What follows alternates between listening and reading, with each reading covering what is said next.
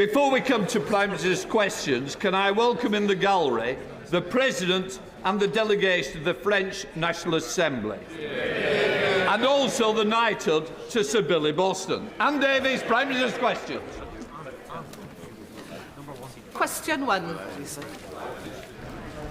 Mr. Speaker, can I first wish you a happy birthday for yesterday and say that we're all delighted that Sir Billy Boston, a great British sporting icon, has received his richly deserved knighthood. Long overdue, if I may say, for him, but also for rugby league. Mr. Speaker, it's Carers Week, and I know the whole House will join me in celebrating the selfless dedication of our unpaid and young carers. This weekend also marks the 8th anniversary of the Grenfell Tower fire. We will honour the 72 men, women and children who lost their lives by delivering meaningful and lasting change, a country with safe and secure homes for everyone, and where justice is done for the Grenfell community. Mr. Speaker, acting alongside our allies, we've sanctioned individuals responsible for inciting appalling settler violence and expansion. We've done that to uphold human rights and defend the prospect of a two-state solution. We will continue to support all efforts to secure a ceasefire, the release of all hostages despicably held by Hamas, and the humanitarian aid that needs to surge in. Mr. Speaker, this morning I had meetings with ministerial colleagues and others. In addition to my duties in this House, I shall have further such meetings later today. Davies. Diolch, Mr Llefarydd. My constituent, Mr Michael O'Leary, was brutally murdered 5 years ago and his body was desecrated. Working alongside the honourable members for York Outer and Montgomeryshire and Glyndŵr, I've made a number of requests to discuss his and other victims' cases with ministers and to explore introducing legislation making the desecration of a body a criminal offence. Would the Prime Minister meet with Mr O'Leary's family, along with other victims' families, including April Jones of Machynlleth and Sarah Everard and Helen McCourt, to hear why they are calling for a new criminal offence of desecrating a body to be introduced? Well, can I thank her for raising this horrific case and the other similar cases, and my thoughts, and I'm sure the thoughts of the whole House, are with Michael's family and all those affected by such vile crimes. I think we all need to listen to what they have to say. I know she's been working with the Honourable Friend for York Outer on this issue, and I pay tribute to her and all of those that are working so hard on this issue, and I'm sure the Justice Minister will be in touch at the first opportunity to take this forward, and I thank her again for raising a really important issue. Thank you, Mr. Speaker. Prime Minister, in Gloucestershire, after 14 years, waiting lists for both physical and mental health are finally falling. So last week I hosted a round table with young people and heard how music and arts programmes like the fantastic Gloucestershire Music Works are transforming mental health outcomes. I also chaired a panel on comedy on prescription in South by Southwest with Lou Jackson and Jonathan Pye, utilising laughter to improve well-being and reduce waiting lists. So can I ask the Prime Minister to back our campaign in creative health and urge him to go further in reducing waiting lists for all patients? Thank you. Can I comment? He's got great expertise. He's worked for many years in the NHS as a GP, and I support the work that he's doing. Our plan for change has cut waiting lists, as he points out, by almost 5,000 in his local trust, and we're going further, including through state-of-the-art radiotherapy machines rolled out across the country, Mr. Speaker. There's one going into his constituency, more scanners going to 27 other hospital trusts, including 2 hospitals in the constituency of the Leader of the Opposition. All made possible by the decisions that we've made, and I know she'll want to stand up and welcome that. Leader of the Opposition, Kemi Badenoch. Mr. Speaker, perhaps the Prime Minister knows something I don't know. There's only one hospital in my constituency. But Mr. Speaker,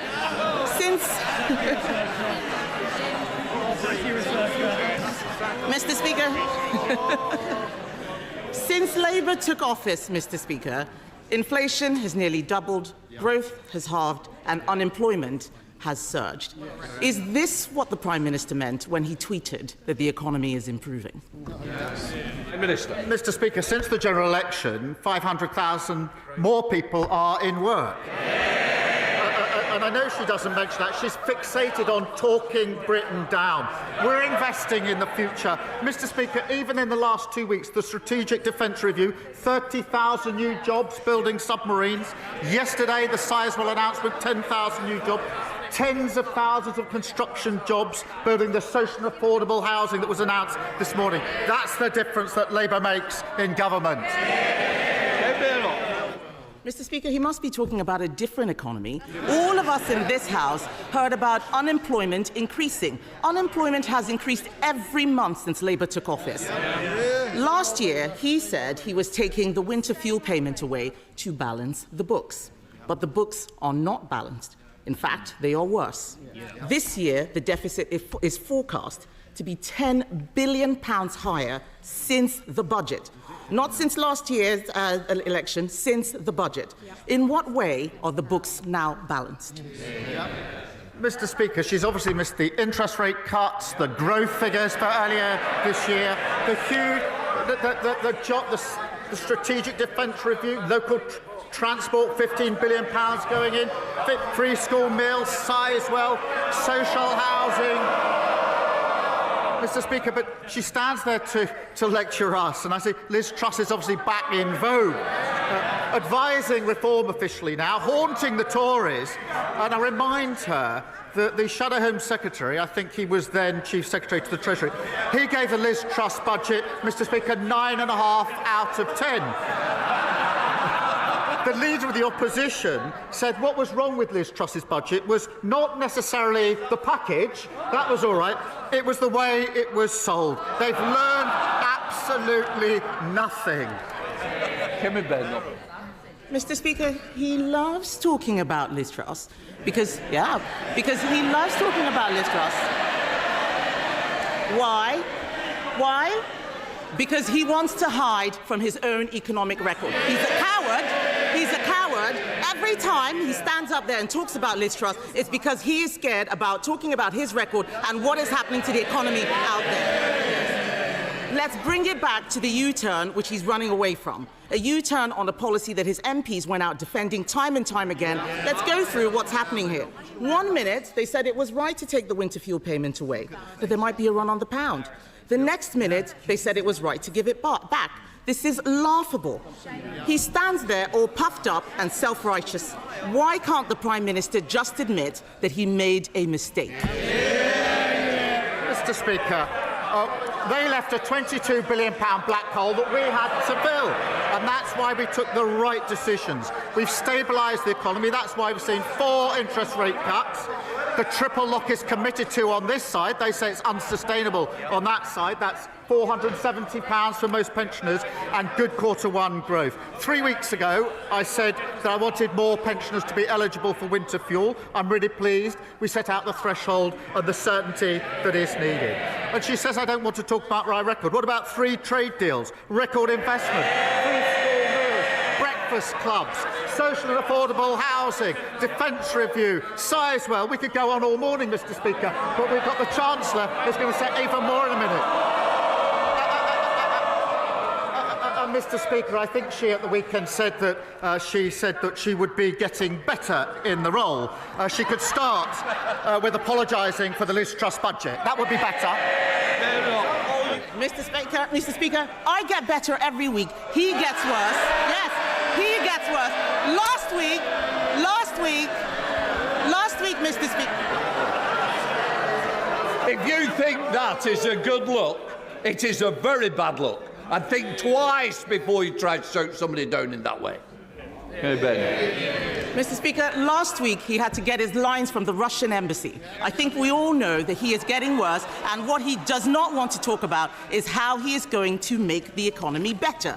That is what the people out there want to hear, and he's got no answers. His trade deals have unravelled. The Strategic Defence Review, everyone out there is asking where is the money coming from, and the fact is he doesn't know how to balance the books. The Chancellor says the winter fuel payment U-turn won't be funded through higher borrowing. So will the Prime Minister admit that it will be funded by putting everybody's taxes up? Prime Minister. Mr. Speaker, I think she let slip on the Matt Ford programme the other day that she rehearses her fury for PMQs. So a very good rehearsal this morning, I think. Mr. Speaker, she asked what we're doing. At the budget, we put record investment in our NHS and our public service. Record investment. And she comes every week to carp on about national insurance, but she doesn't stand there with the courage of her convictions and say she'll actually reverse it. And the reason she won't, because she won't stand up and say she's against the investment in the NHS. She won't stand up and say she's against the investment in our public services. And we'll all listen very carefully in just 20 minutes when the Chancellor lays out more record investment as to whether they welcome it or whether they say they wouldn't support it. Kemi Badenoch. Mr. Speaker, every week I come here to tell him the truth. The truth that the economy is in a spiral because Labour, that's all of them, Labour put up taxes that cut growth, and we all heard the Prime Minister, he didn't rule out tax rises, so they are going to have to put up taxes even more. This is a spiral. And if that wasn't bad enough, Mr. Speaker, if that wasn't bad enough, this morning we heard that because of his terrible Chagos deal, Mauritius is scrapping income tax. Why on earth should the British taxpayer pay for £30 billion for tax cuts in Mauritius? Mr. Speaker, Diego Garcia is a vital intelligence and strategic capability. And it's absolutely clear that legal uncertainty would compromise it in very short order. That is why they started the negotiations in relation to it. And no responsible Prime Minister would let that happen. We've secured the base for the long time. That has been welcomed by our allies, by the US, by NATO, by Australia, New Zealand, India. It's been opposed by our adversaries, Russia, China and Iran. And in the second column, we add reform, following Putin, and the Tories following reform.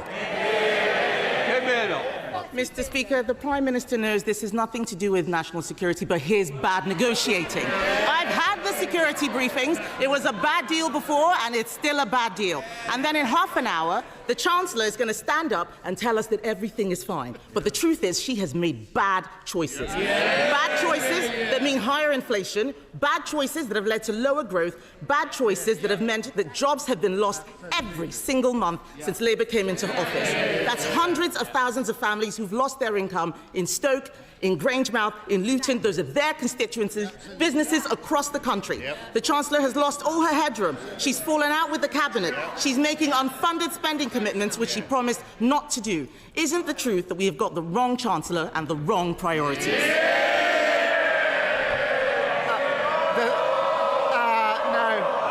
The wrong choice they made was making her Leader of the Opposition.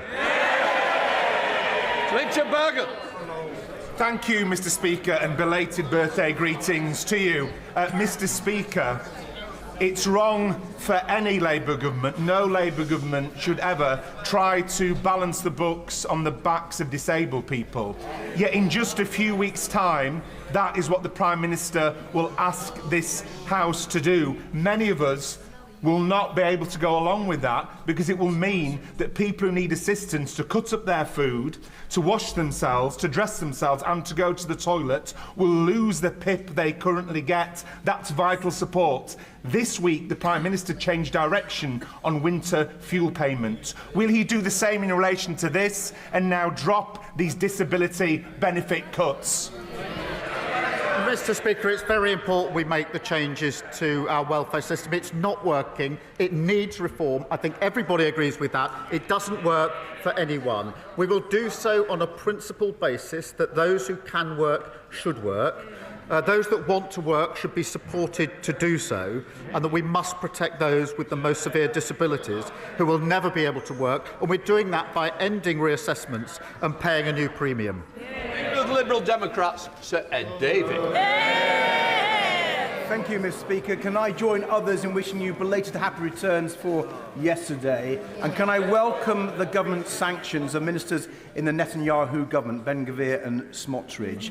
The violence they've incited, the settler violence they've incited against innocent Palestinians on the West Bank is intolerable, and the government were right to act. And as it's Carers Week, Mr. Speaker, can I pay tribute to the millions of unpaid family carers across the country and recognise the challenges that they face?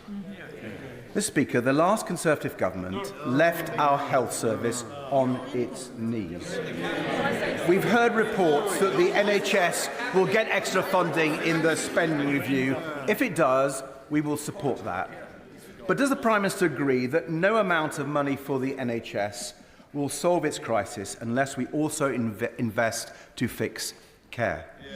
So without preempting the Chancellor's statement, will the Prime Minister reassure me that both social care and family carers will get the priority they deserve in the spending review?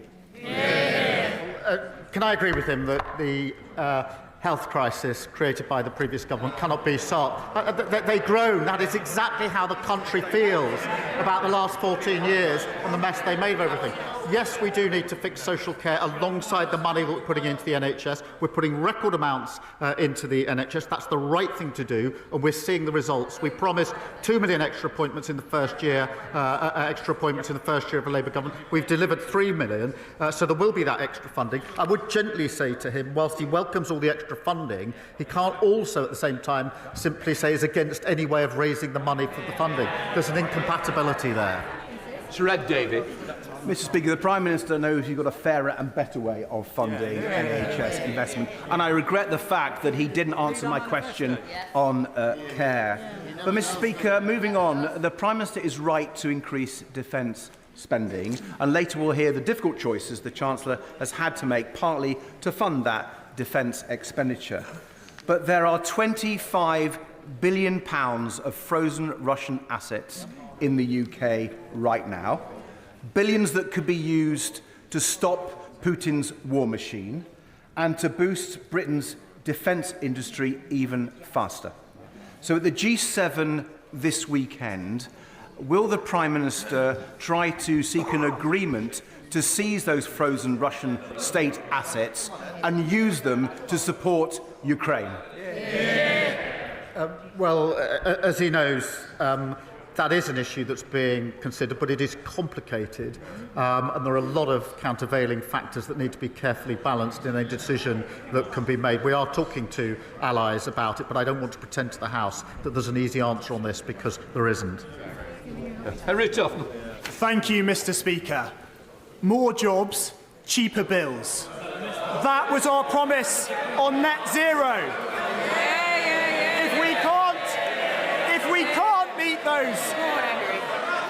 If we can't meet those goals, then we must consider our approach. In Pembrokeshire, we have a proud industrial history rooted in oil and gas, and an incredibly exciting opportunity in floating offshore wind in the Celtic Sea.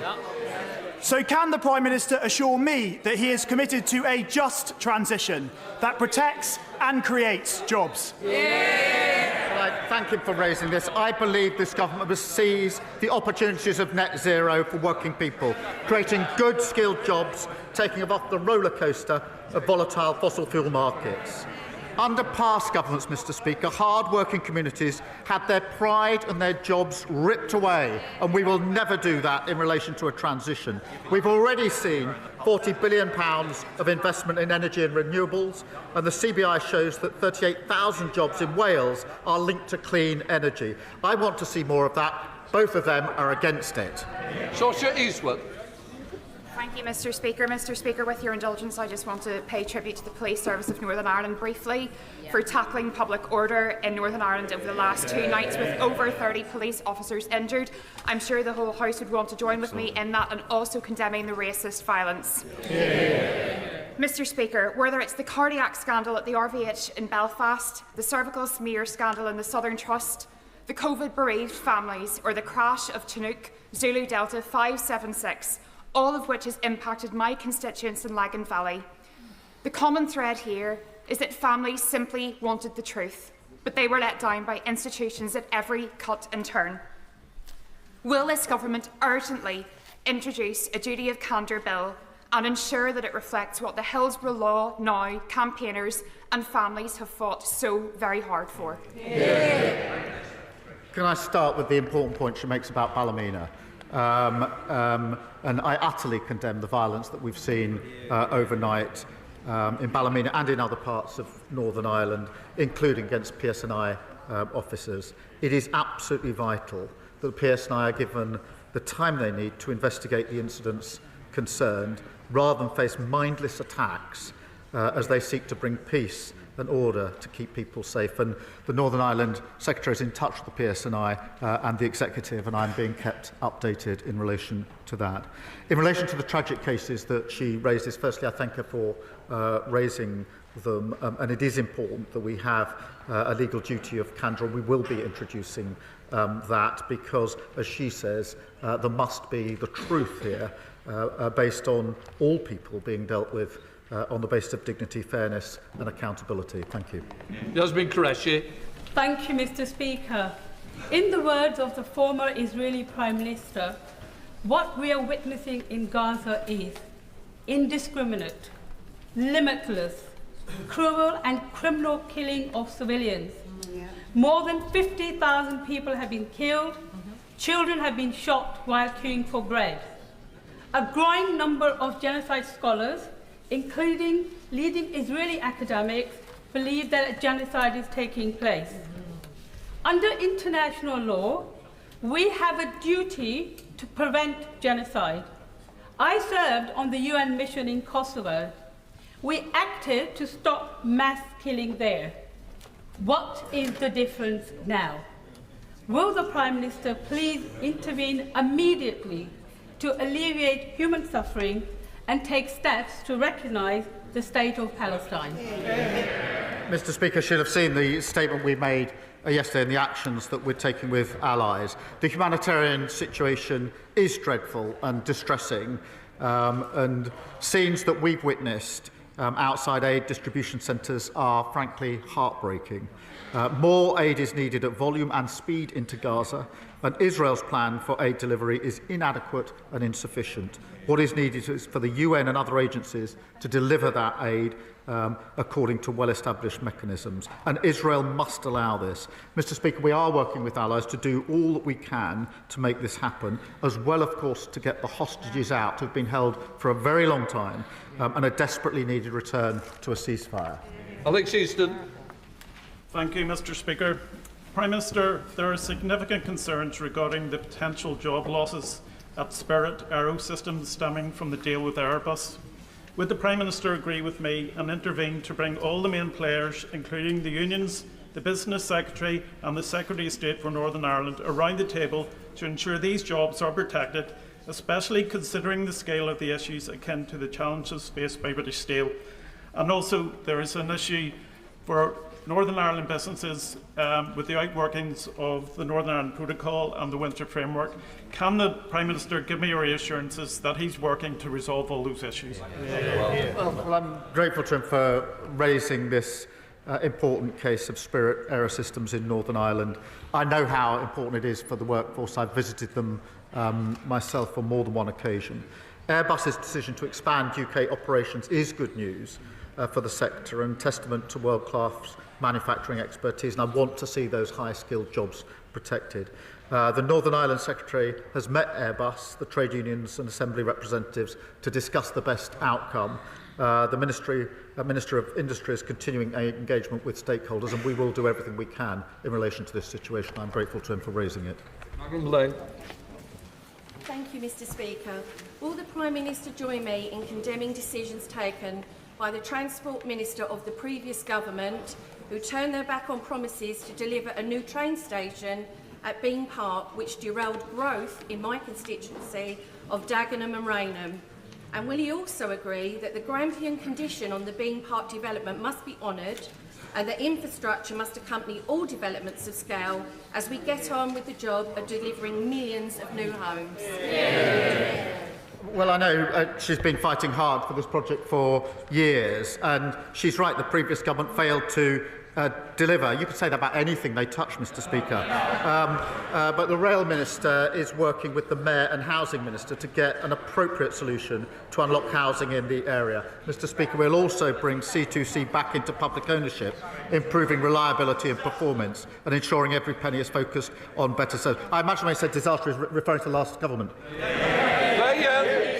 Thank you, Mr. Speaker. I've spoken with parents with children with special educational needs and disabilities, but aren't getting the support they need in school. However, if as a result their child is out of school, they're left facing prosecution, fines or even prison time. Punishing parents for the failings of a broken system is outrageous. So will the Prime Minister end this by backing Lord's Amendment 349A to the Children's Wellbeing and School Bill, and will he meet with me to discuss this further? Can I thank you for raising this? The epidemic of absence in our schools is something that really does worry me and concern me. Thanks to the efforts of schools and parents across the country, we've seen over 3 million more days in school this year compared to last, which is really important. But we do know that pupils with special educational needs face more complex barriers in relation to school attendance. Look, we will, of course, look at all amendments in the usual way, but in this instance, I do think we struck the right balance. Chris Webb. Thank you, Mr. Speaker. May I start by congratulating Sir Billy Boston. Billy ended his career playing at Blackpool, and I know this has been a long campaign by the Culture Secretary, the Speaker, the Honourable Member for Makerfield, and many in this House, so congratulations to Sir Billy. 12,000 people, it's been exposed by shelter, are waiting for council housing in Blackpool. This is a damning indictment on the legacy of previous 14 years of the government. Hundreds of families in my constituency are waiting for housing, stuck in bed and breakfast, or like my constituent Casey, who's sofa surfing with her 2 children in tow. So will the Prime Minister, alongside the Deputy Prime Minister, commit to a new generation of social housing and council housing in my constituency and help me build a better Blackpool?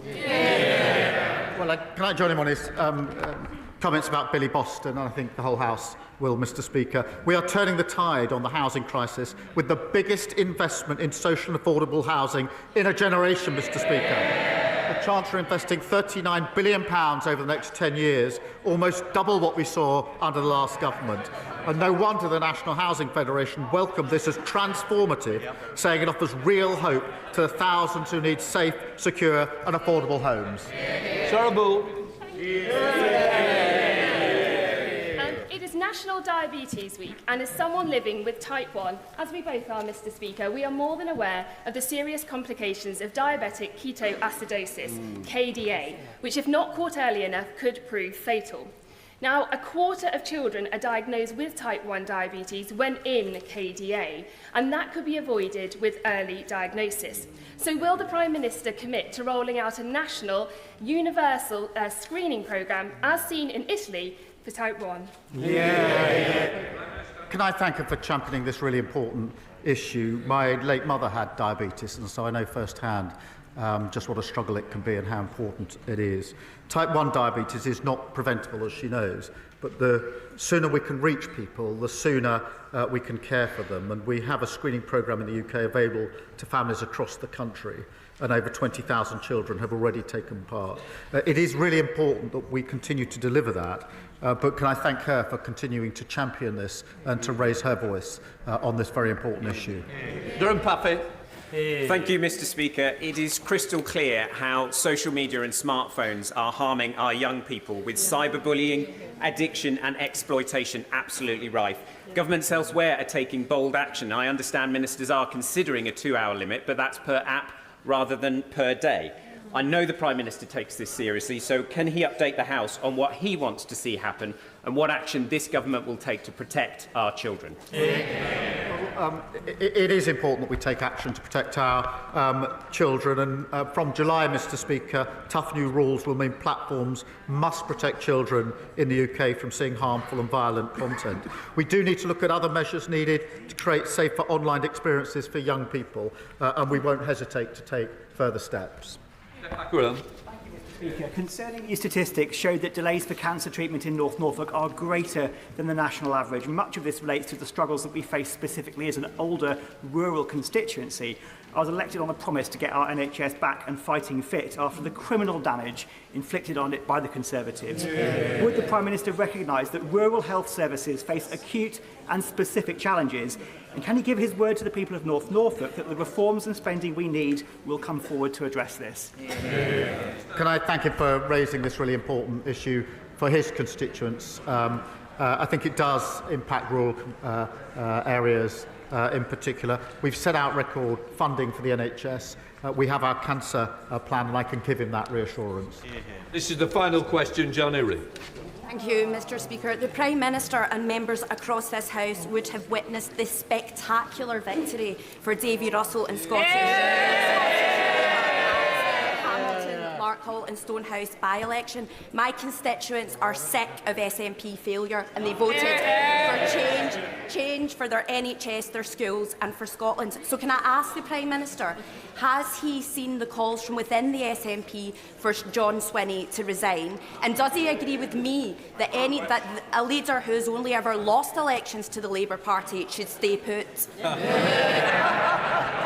Well, can I pay tribute to her for the role that she and others played in seeing Davy Russell elected? He will be a dedicated champion for her constituents. And after nearly 2 decades in power, the SNP got their verdict last Thursday. Scotland wants change, and they know the SNP are completely out of ideas. That's why they want a Labour government to deliver real change. Right, that completes Prime Minister's questions. We now come. I call the Chancellor of the Exchequer to make a statement. Rachel Rees.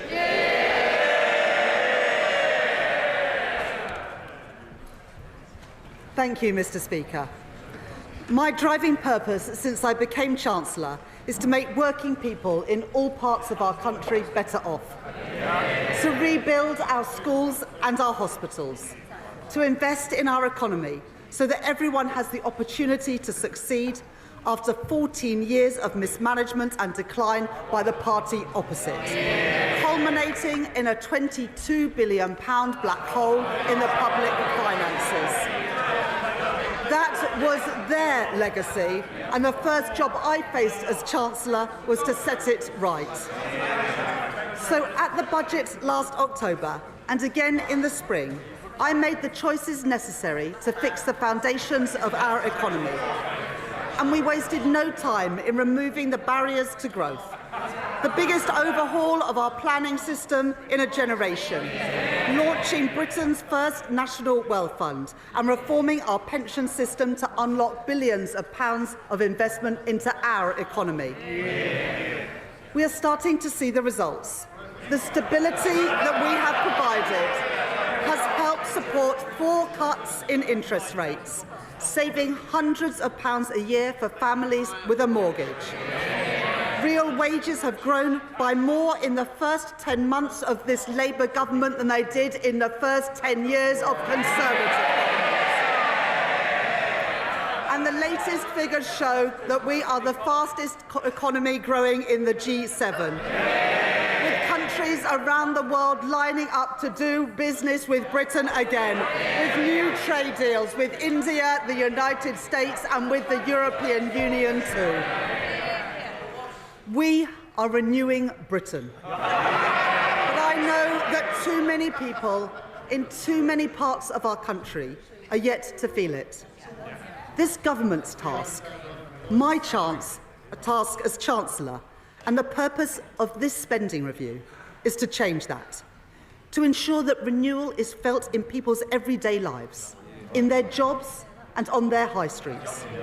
The priorities of this spending review are the priorities of working people, to invest in Britain's security, in Britain's health, and to grow Britain's economy so that working people are better off. Mr. Speaker, today I am allocating the envelope I set out in the spring. I am enormously grateful to my excellent team of officials at the Treasury and to my right honourable friend, the Chief Secretary to the Treasury, for his tireless work throughout this process. Crunching the numbers, looking at the assets and the liabilities. And on that note, can I thank all my Cabinet colleagues for their contribution to this process. They are all assets to this Labour government. In this spending review, total departmental budgets will grow by 2.3% a year in real terms. Compare that to the Conservative choice of austerity.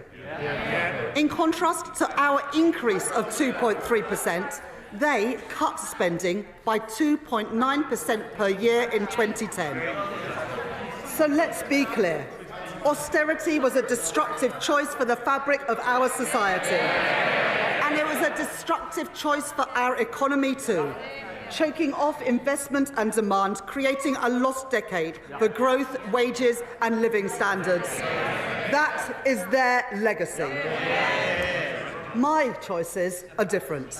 My choices are Labour choices. The choices in this spending review that are only possible because of my commitment to economic stability and to the decisions that this government has made. The Conservatives' fiscal rules guaranteed neither stability nor investment, and that is why I changed them. My fiscal rules are non-negotiable, and they are the foundation of stability and of investment. My first rule is for stability, that day-to-day government spending should be paid for through tax receipts. That is the sound economic choice, and it is also the fair choice, because it is not right to expect our children and future generations to pay for the services that we rely on today. This first rule allows me, as I set out in the budget last year, to allocate £190 billion more to the day-to-day running of our public services over the course of this spending review, compared to the plans of the previous government. My second fiscal rule enables me to invest in Britain's economic renewal, while getting public debt down on a downward path. The rule has allowed me to increase public investment by over £100 billion in the autumn and a further £13 billion in the spring. Investment to rebuild our transport networks, to rebuild our defence capability and to rebuild our energy security. In short, to grow our economy. Mr. Speaker, I've made my choices. Tough decisions, yes, for stability. Changing Britain's fiscal rules, yes, for investment. And today, delivering that investment for the renewal of Britain. Now it is a time for the parties opposite to make their choices. The spending plans that I am setting out today are only possible because of the decisions that I took in the autumn to raise taxes and the changes to our fiscal rules. Every one of those changes was opposed by the parties opposite. So today, they can make an honest choice, and they can oppose these spending plans, as they opposed every penny I raised to fund them. Or they can make the same choice as Liz Truss: spend more, borrow more, with no regard for the consequences. And in their clamour to cut taxes for the richest, the Conservatives crashed our economy. They sent mortgage rates spiralling and they put our pensions in peril. I will never take those risks. And reform, well, they're itching to do the same thing all over again. Now, the member for Clacton may be playing the friend of the workers now, but some of us are old enough to remember when he described the disastrous Liz Truss budget as, and I quote, the best Conservative budget since the 1980s. Mr. Speaker, after the damage is done, he still nods along. They have learnt nothing. And his party have been in Parliament for less than a year, and yet they have already racked up £80 billion of unfunded commitments. They are simply not serious. Mr. Speaker, every day it becomes clearer. It is Labour, and only Labour, that has a credible plan for the renewal of Britain. As I said in my spring statement, the world is changing before our eyes. And since the spring, the challenges that we face have become even more acute. The signs of our age of insecurity are everywhere. so we are acting on the promise in our plan to change, building renewal on foundations of national security, border security and economic security. As the Prime Minister said earlier this month, a new era in the threats that we face demands a new era for defence and security. That's why we took the decision to prioritise our defence spending by reducing overseas development aid, so that defence spending will now rise to 2.6% of GDP by April 2027, including the contribution of our intelligence agencies. That uplift provides funding for my right honourable friend, the Defence Secretary, with £11 billion increased in defence spending and a £600 million uplift for our security and intelligence agencies. That investment will deliver not only security, but also renewal. In Aldermaston and Lincoln, in Portsmouth and Filton, on the Clyde and in Rosyth, investment in Scotland, jobs in Scotland, defence for the United Kingdom opposed by the Scottish National Party, delivered by this Labour government. And as we invest in our armed forces, our military technology and our supply chains, that also brings huge opportunities. £4.5 billion of investment in munitions, made in factories from Glasgow to Glasgow, Stevenage to Radway Green, and over £6 billion to upgrade our nuclear submarine production, supporting thousands of jobs across Barrow, Derby and Sheffield. We will make Britain a defence industrial superpower, with the jobs, the skills and the pride that come with it.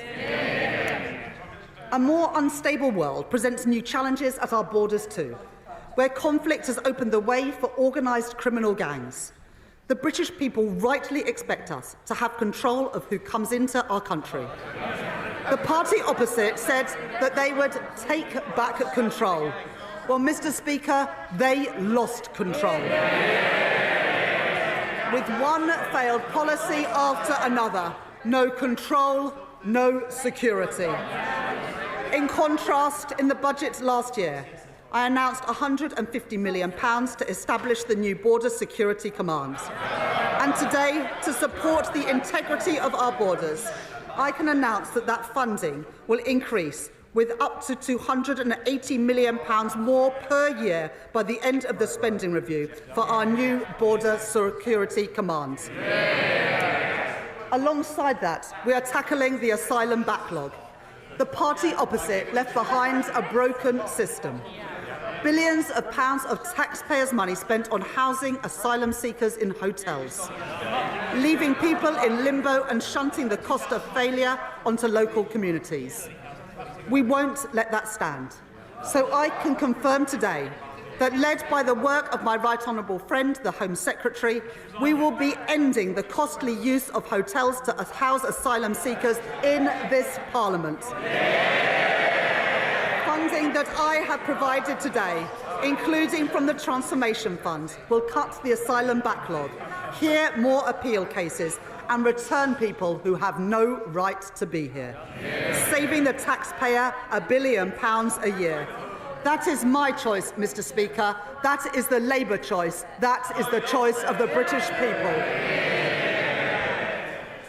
And, Mr. Speaker, if we want national security in a dangerous world, that does not stop at the strength of our armed forces or at our border. I have long spoken about what I call securonomics, the basic insight that in an age of insecurity, government must step up to provide security for working people and resilience for our national economy. Put simply, where things are made and who makes them matters. Take energy. The Tories neglected our nuclear and renewable sectors and closed our gas storage facilities, leaving us exposed to hikes in energy prices when Russia invaded Ukraine. And it was working people who paid the price for their mistakes. On this side of the House, we understand that energy security is national security. And so, because it is the right choice for bills, the right choice for jobs and the right choice for growth, this government is investing in the biggest rollout of nuclear power for half a century. A £30 billion commitment to our nuclear-powered future. Yesterday, my right honourable friend, the Energy Secretary, and I announced £14 billion for Sizewell C, producing the energy to power 6 million homes, supporting more than 10,000 jobs, including 1,500 apprentices, to build the nuclear workforce of tomorrow. And, Mr. Speaker, that's not all. We are investing over £2.5 billion in a new small modular reactor programme. Our preferred partner is Rolls-Royce, a great British company based in Derby. This investment is just one step towards our ambition for a full fleet of small modular reactors, as well as providing a route for private sector-led advanced modular reactor projects to be deployed across the UK. Alongside these, we are making nuclear-approved land available in Sellafield to attract private investment and create thousands more jobs. And I'd like to thank my honourable friend from Whitehaven and Workington for his work in this area. And to strengthen Britain's position at the forefront of a global race for new nuclear technologies, a cause championed by the Mayor of the East Midlands, Claire Ward, and my honourable friend, the member for Bassett Law, and to support pioneering work taking place in West Burton in Nottinghamshire, we are investing £2.5 billion in nuclear fusion. And to back British industries, pioneering work in carbon capture and storage will take place. Last year, we announced funding for 2 sites, on Merseyside and in Teesside, where we are building the world's first commercial-scale CCUS plant. Today, I can announce support for the Acorn project in Aberdeenshire, supporting Scotland's transition from oil and gas to low-carbon technology, a challenge and an opportunity well understood by the leader of Scottish Labour, Anas Sarwar, and by my right honourable friend, the Scottish Secretary. And we are also backing the Viking project in Humberside, a cause long supported by my honourable friend, the member for Great Grimsby and Cleethorpes. And because I am determined to make sure that the energy technologies of the future are built here and owned here, and that those jobs come to Britain, with spending review decisions means that we can invest in the wholly publicly owned Great British Energy. Great British Energy, headquartered in Scotland. These are investments to make sure the towns and cities which powered the last industrial revolution will play their part in our next industrial revolution, to reduce our reliance on overseas oil and gas and protect working families from price shocks. A new generation of energy industries for a renewed Britain. That is my choice. That is Labour's choice. That is the choice of the British people. Economic security relies on our ability to buy, make and sell more here in Britain. In April, this government faced a choice: to let British Steel in Scunthorpe go under or to intervene. We heard representations from workers. Mr. Speaker, that choice was the choice not of the metal trader, but this Labour government. We heard representations from workers' trade unions and from my honourable friend, the member for Scunthorpe. My right honourable friend, the Business Secretary, and I were not prepared to tolerate a situation in which Britain's steel capacity was fatally undermined. We were not prepared to see another working-class community lose the pride, lose the prosperity, lose the dignity that industry provides. So we did intervene to save British steel and the jobs that come with it, and I am proud of that decision. And this government will invest in Scunthorpe's long-term future and the future of steelworks across our great country, and in a vote of confidence in our homegrown steel. Heathrow Airport, where we are backing London by backing a third runway, has signed the UK Steel Charter, a multi-billion-pound airport expansion backed by Labour, built with British steel. And as we build our train and tram lines, our military hardware and our new power stations. That will mean orders for steel made in Britain. In Sheffield Forgemasters, where we are investing in nuclear-grade steel, and in Port Talbot, where this spending review confirms the £500 million grant to Tata Steel. A future for British-made steel, and a proud future for Britain's steel communities. Things built to last, built here in Britain. That is my choice. That is Labour's choice. That is the choice of the British people. This Labour government is backing British business. There will be more to come in the weeks ahead with our 10-year infrastructure strategy and our modern industrial strategy too. A plan drawn up in partnership with businesses and trade unions. And when I speak to business people and entrepreneurs about what they need to succeed, they say they need the chance to innovate. They need access to finance. They need a deep pool of talent. We have heard that message, and so today we are taking action. First, innovation, a great British strength. Our universities are world-leading, and we are proud of them. We want our high-tech industries in Britain today to continue to lead the world in the years to come, in car production, in aerospace, and in life sciences.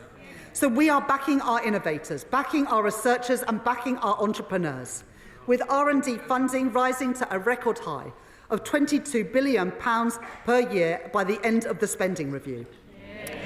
And because homegrown AI has the potential to solve diverse and daunting challenges, as well as the opportunity for good jobs and investment here in Britain, I am announcing £2 billion to back this government's AI action plan, overseen by my right honourable friend, the Secretary of State for Science and Technology. And second, to champion those small businesses seeking access to finance as they look to grow, I am increasing the financial firepower of the British Business Bank. A two-thirds increase in its investments, increasing its overall financial capacity to £25.6 billion, to help pioneering businesses start up and to scale up, backing Britain's entrepreneurs, backing Britain's wealth creators. And third, as we invest, if we are to thrive in the industries of the future, we must give our young people the skills that they need to contribute to our national success. As scientists, engineers and designers, as builders, welders and electricians. I know the ambition, the drive and the potential of our young people, and it cannot be right that too often those ambitions and that potential are stifled. When young people who want training find courses are oversubscribed and are turned away at the door, forcing growing businesses eager to recruit to look elsewhere. Potential wasted and enterprise frustrated. So today I am providing record investment for training and upskilling. £1.2 billion a year by the end of the spending review to support over 1 million young people into training and apprenticeships so that their potential, their drive and their ambition is frustrated no longer. And on the subject of skills, Mr. Speaker, we should all recognise the Leader of the Opposition's own commitment to lifelong learning. At the weekend, she promised to learn and to get better on the job. Well, I am sure that members on the benches opposite will be supporting her in that endeavour. Good luck with that. As we build a strong and secure and resilient economy, working people must feel the benefits. That starts with the security of a proper home. Our planning reforms have opened up the opportunity to build. Now we must act to make the most of those opportunities. And a plan to match the scale of the housing crisis must include social housing.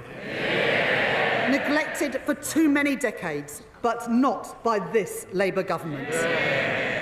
And so, led by my right honourable friend, the Deputy Prime Minister, we are taking action. I am proud to announce the biggest cash injection into social and affordable housing in 50 years. A new affordable homes programme in which I am investing £39 billion over the next decade. Direct government funding to support house building, especially for social rent. And I am pleased to report that towns and cities, including Blackpool, Preston, Sheffield and Swindon, have already had plans to bring forward bids to build those homes in their communities. And I have gone further. Mr. Speaker, last autumn, I enabled greater use of financial transactions to support investment in our infrastructure, alongside strict guardrails that ensure that money is spent wisely through our public financial institutions. And so, in line with that commitment, I am providing an additional £10 billion for financial investments, including to be delivered through Homes England, to crowd in private investment and unlock hundreds of thousands more homes. Homes built by a Labour government, homes built for working people. But, Mr. Speaker, it is no good investing in new skills, new jobs and new homes if they are not properly connected. That is why last week, with the support of my right honourable friend, the Transport Secretary, I announced £15 billion of investment to connect our cities and our towns, the biggest ever investment of its kind. Investments in buses in Rochdale, train stations in Merseyside and Middlesbrough, mass transit in West Yorkshire, and metro extensions in Birmingham, in Tyne Wear and in Stockport. And alongside that, we are backing Doncaster Airport. Today, I am announcing a 4-year settlement for Transport for London to provide certainty and stability for our largest local transport network to plan for the future. And for other regions in the UK, I am today providing for a fourfold increase in local transport grants by the end of this Parliament to make the improvements put off for far too long, to improve the journeys that people make every day. And to unlock the potential of all parts of Britain, we are going further, investing in major rail projects to connect our towns and cities. In October, I announced funding for the Transpennine route upgrade, the backbone of rail travel in the north, linking York and Leeds and Manchester, with a quarter of that route expected to be electrified by this summer. I know the commitment of my honourable friends, the members for Huddersfield, York Outer and Colne Valley to this issue. And today I can announce a further £3.5 billion of investment for that route. But my ambition and the ambition of people across the north is greater still. And so, in the coming weeks, I will set out this government's plan to take forward our ambitions for Northern Powerhouse Rail.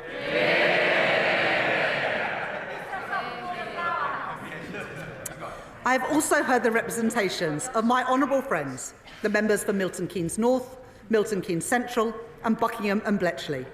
And I can tell the House today, to connect Oxford and Cambridge and to back Milton Keynes' leading tech sector, I am providing a further £2.5 billion for the continued delivery of East-West Rail.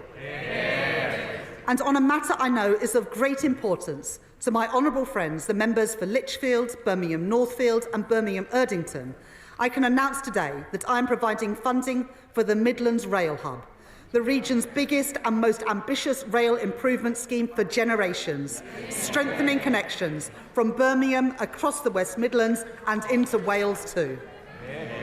Mr. Speaker, for 14 years, the Conservatives failed the people of Wales. Those days are over. Following representations from my right honourable friend, the Welsh Secretary, the First Minister for Wales and Welsh Labour MPs, I am pleased to announce today £445 million for railways in Wales over 10 years, including new funding for Padeswood Sidings and Cardiff West Junction. That, Mr. Speaker, is the difference made by two Labour governments working together to undo a generation of underfunding and neglect.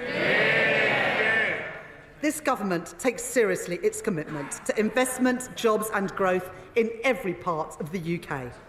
And I have heard the concerns of my honourable friends, the members for Mid Cheshire and Rosendale and Darwen, and the Mayor of Liverpool City Region, Steve Rotherham, that past governments have underinvested in towns and cities outside of London and the South East. and they are right. So I am today publishing the conclusion of the review of the Treasury's Green Book, the government's manual for assessing value for money. Our new Green Book will support place-based business cases and make sure no region has Treasury guidance wielded against them. I said we would do things differently. I said we wanted growth in all parts of Britain, and Mr. Speaker, I meant it. Backing our nations and regions means backing our devolved governments.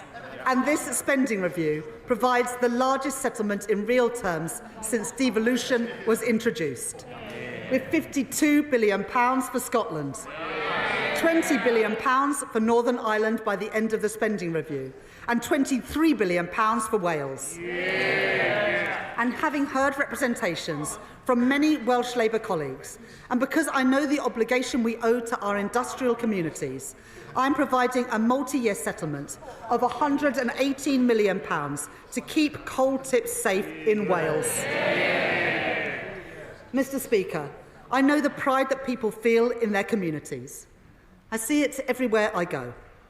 But I also know that for too many people, there is a sense that something has been lost, as high streets have declined, as community spaces have closed, as jobs and opportunities have gone elsewhere.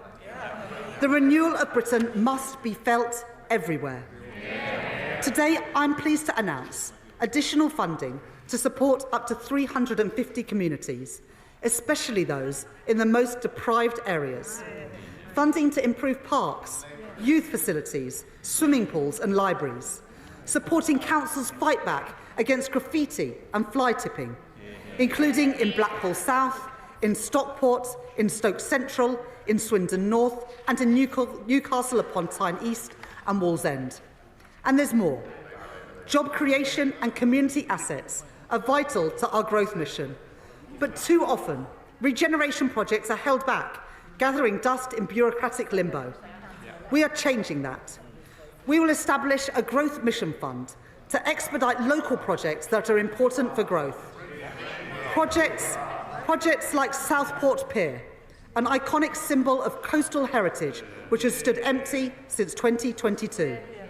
Kilcody's seafront and High Street, where investment would create jobs and new business opportunities.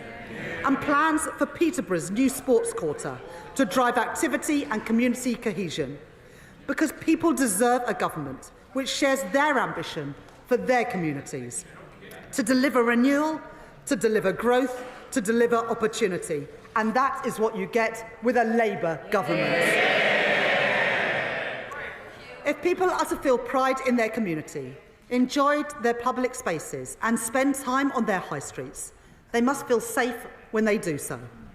Safe in the knowledge that when people break the law, they feel the full force of the law.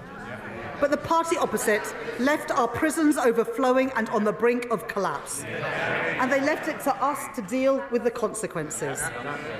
We are taking the necessary action.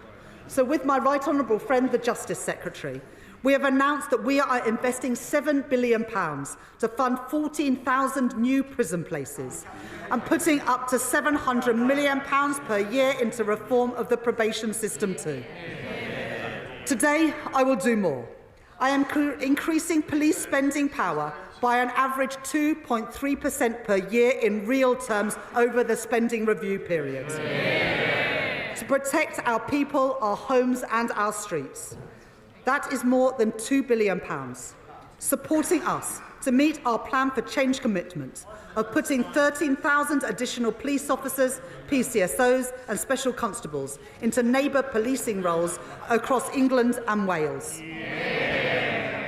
And as well as every place, I am determined that every family feels the benefits of Britain's renewal.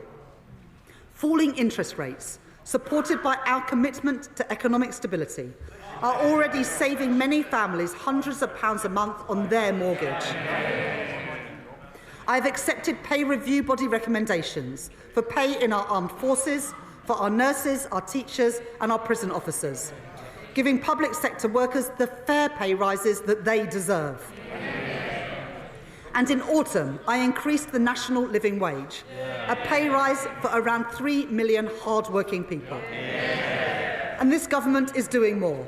We're banning exploitative zero-hour contracts. We're strengthening statutory sick pay and ending the injustice of unscrupulous fire and rehire practices. Those are my choices. Those are Labour choices. Mr. Speaker, I know that for many people, the cost of living remains a constant challenge, which is why we are capping the cost of school uniforms. And I can tell the House today that I am extending the £3 bus fare cap until at least March 2027. Earlier this week, we announced that over 3/4 of pensioners will receive the winter fuel payment this year. And there is more. To get bills down, not just this winter, but in winters to come, we have expanded the Warm Homes Plan to support thousands more of the UK's poorest households, including providing £7 million to homes in Bradford, £11 million to homes in Rugby, and £30 million to homes in Blackpool. And today I can announce that I will deliver in full our manifesto commitment to upgrade millions of homes, saving families and pensioners across the country up to £600 each and every year off their bills. I am determined to do everything in my power to put more money in people's pockets, to give people security and control in their lives, to make working people better off, and to show them that this government, this Labour government, is on their side. Mr. Speaker, taxpayers work hard for their money, and they expect their government to spend their money with care. So for the first time in 18 years, this government has run a zero-based review, a line-by-line assessment of what government spends, something that the Tories didn't bother to do in 14 years. And as a result of that work, and of our wider drive for efficiencies, led by my right honourable friend, the Chancellor of the Duchy of Lancaster, in this spending review I have found savings. From the closure and sale of government buildings and land, cutting back office costs and reducing consultancy spend, all which the previous government failed to do. Reforms that will make public services more efficient, more productive and more focused on the user. I have been relentless in driving out inefficiencies. I will be relentless in cutting out waste, with every single penny reinvested back into our public services. Mr. Speaker, I joined the Labour Party almost 30 years ago because I knew that the Conservative Party, when I grew up, didn't care much about schools like mine or the kids I grew up with. I joined because I believe that every young person should have the equal chance to succeed, no matter where they come from, no matter what their parents do. I believe that just as strongly today as I did then. That is why at the budget last autumn, I ended the tax loophole which exempted private schools from VAT and business rates. And I put that money where it belongs, into helping the 93% of children in our state schools. Mr. Speaker, they oppose money for their local state schools, and I will always prioritise them. That was my choice. That is the Labour choice. And because of the decisions that we made in this spending review, and working with my right honourable friend, the Education Secretary, last week this government announced that free school meals will be extended to over 500,000 more children. That policy alone will lift 100,000 children out of poverty, children in schools from Tower Hamlets to Sunderland and from Swansea to Bridgend. Last year, at Labour Party conference, I was proud to announce the first steps in our plan to deliver breakfast clubs for every child, with an initial rollout to the first 750 schools. And we will continue with that national rollout as part of our manifesto commitment, so that no child goes hungry and every child can have the best chance to thrive and succeed. Yeah. And because I know that a good start in life does not just start at school, I can also announce £370 million for school-based nurseries, to put us firmly on track to meet our plan for change commitment, for a record number of children being school ready, and for children's social care, to break the dangerous cycle of late intervention and low quality care.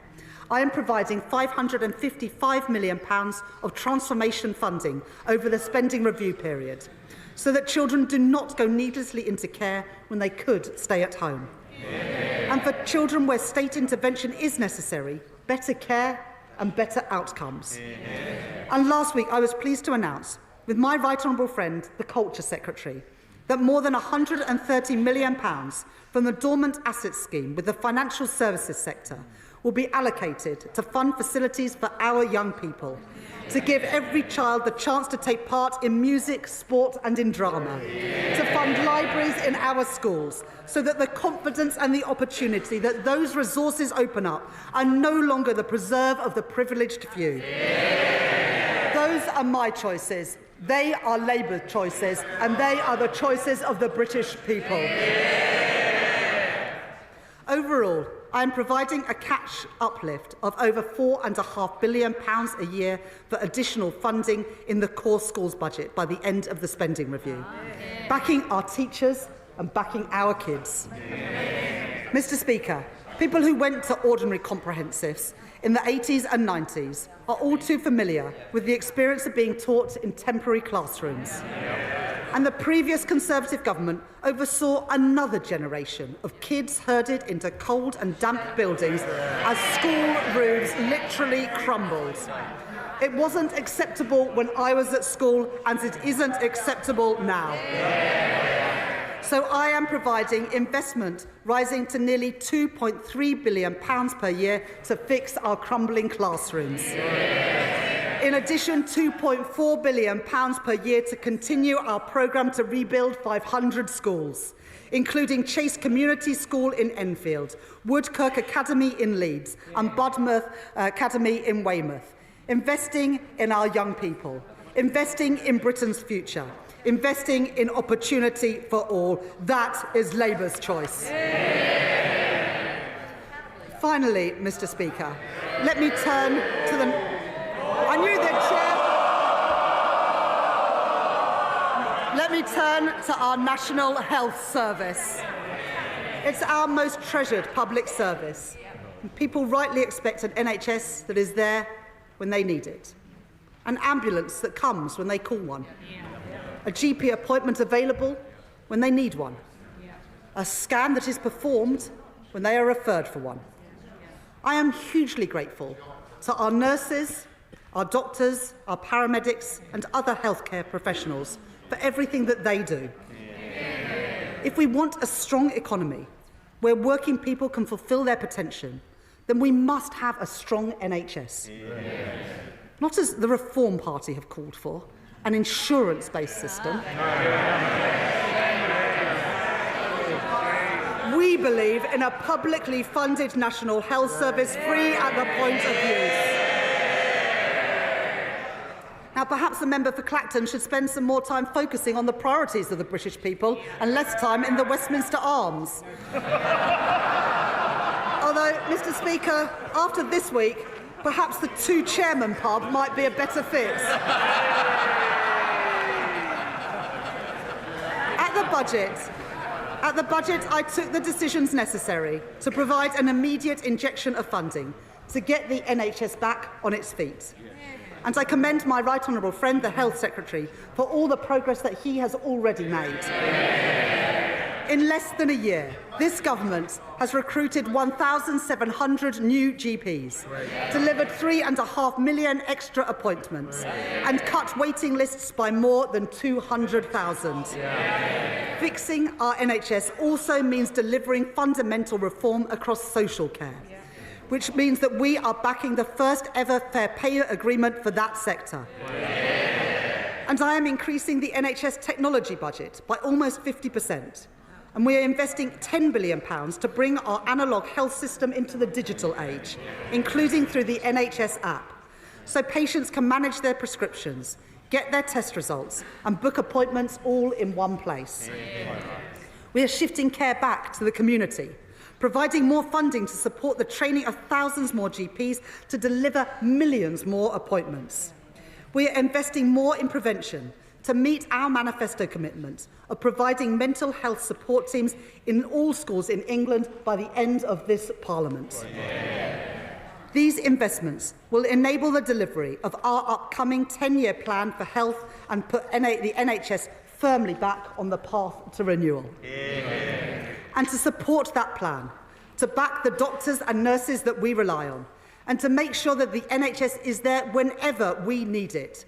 I am proud to announce today that this Labour government is making a record cash investment in our National Health Service, increasing real terms day-to-day spending by 3% per year for every single year of this spending review.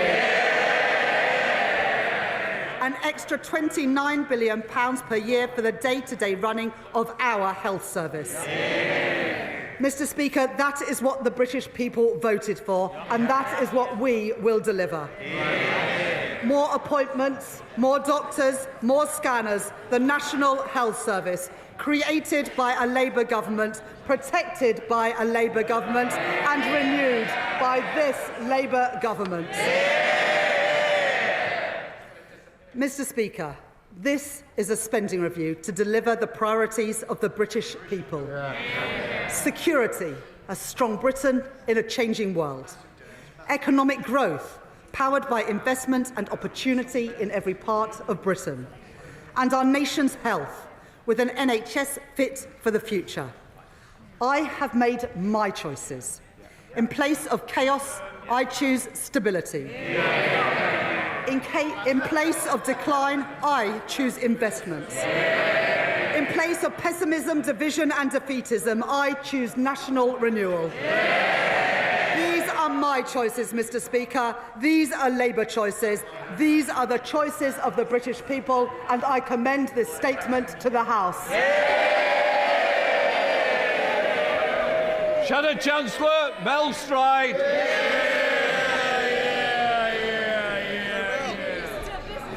Mr. Speaker, this spending review is not worth the paper that it is written on, because the Chancellor has completely lost control. This is the spend now, tax later review, because the Right Honourable Lady knows she will need to come back here in the autumn with yet more taxes, and a cruel summer of speculation awaits. How can we possibly take this Chancellor seriously after the chaos of the last 12 months? We were assured, Mr. Speaker, we were assured at the election that Labour's plans involved barely any additional spending or borrowing. Now the Chancellor parades her largesse. Hundreds of billions in additional spending over this Parliament. The initial profile for that spending was, of course, significantly front-loaded, but the Chancellor now expects us to believe that she will let spending rise by only 1.2% a year. There is no chance whatsoever of that happening. For the lesson of the last year has been that when the going gets tough, the Right Honourable Lady blinks. She presented herself as the Iron Chancellor, but what we have seen is the tin-foil Chancellor, flimsy and ready to fold in the face of the slightest pressure. She said she would not fiddle her fiscal rules, then she did. She said she wouldn't make any unfunded commitments, but with the humiliation of the winter fuel U-turn, she just has. She looked business leaders in the eye and said no more taxes. But we all know what happened next, and we all know what is coming in the autumn. Her own backbenchers, her cabinet colleagues, Labour's trade union paymasters, even the Prime Minister himself, they have all seen that she is weak, weak, weak. And they can smell the blood. They will be back for more, Mr. Speaker, and they will get it. These spending plans are a fantasy. And it's not the truth, Mr. Speaker, that the Chancellor has to maintain this fiction because she has left herself no room for manoeuvre. She is constantly teetering on the edge of blowing her fiscal rules, which she already changed to allow even more borrowing. And the only way she can claim to be meeting her rules is by pretending that she can control spending over the coming years. But, Mr. Speaker, let's look at the record so far. Borrowing in the last financial year came out $11 billion above even the OBR's March forecast, and 70% higher than the plans that she inherited from this side of the House. Tax up, borrowing up. But for someone so keen on borrowing, Mr. Speaker, the Chancellor seems strangely reticent to even use the word. Indeed, ministers bizarrely tell us that it is Labour's fiscal rules themselves that have, quote, generated investment. The reality is a little more straightforward. They have loosened the fiscal rules so they can borrow more. Borrow and borrow and borrow, allowing the national debt to continue to rise higher every single year, while ministers pretend that it is not. An eye-watering £200 billion of additional borrowing in this Parliament compared to the plans set out in the last Conservative budget, with £80 billion more to be spent on debt interest alone. In fact, if she had retained our fiscal rules, as she said, they may laugh, Mr. Speaker. If she had retained our fiscal rules, as she said she would before the election, the OBR have confirmed that she would be breaking them right now.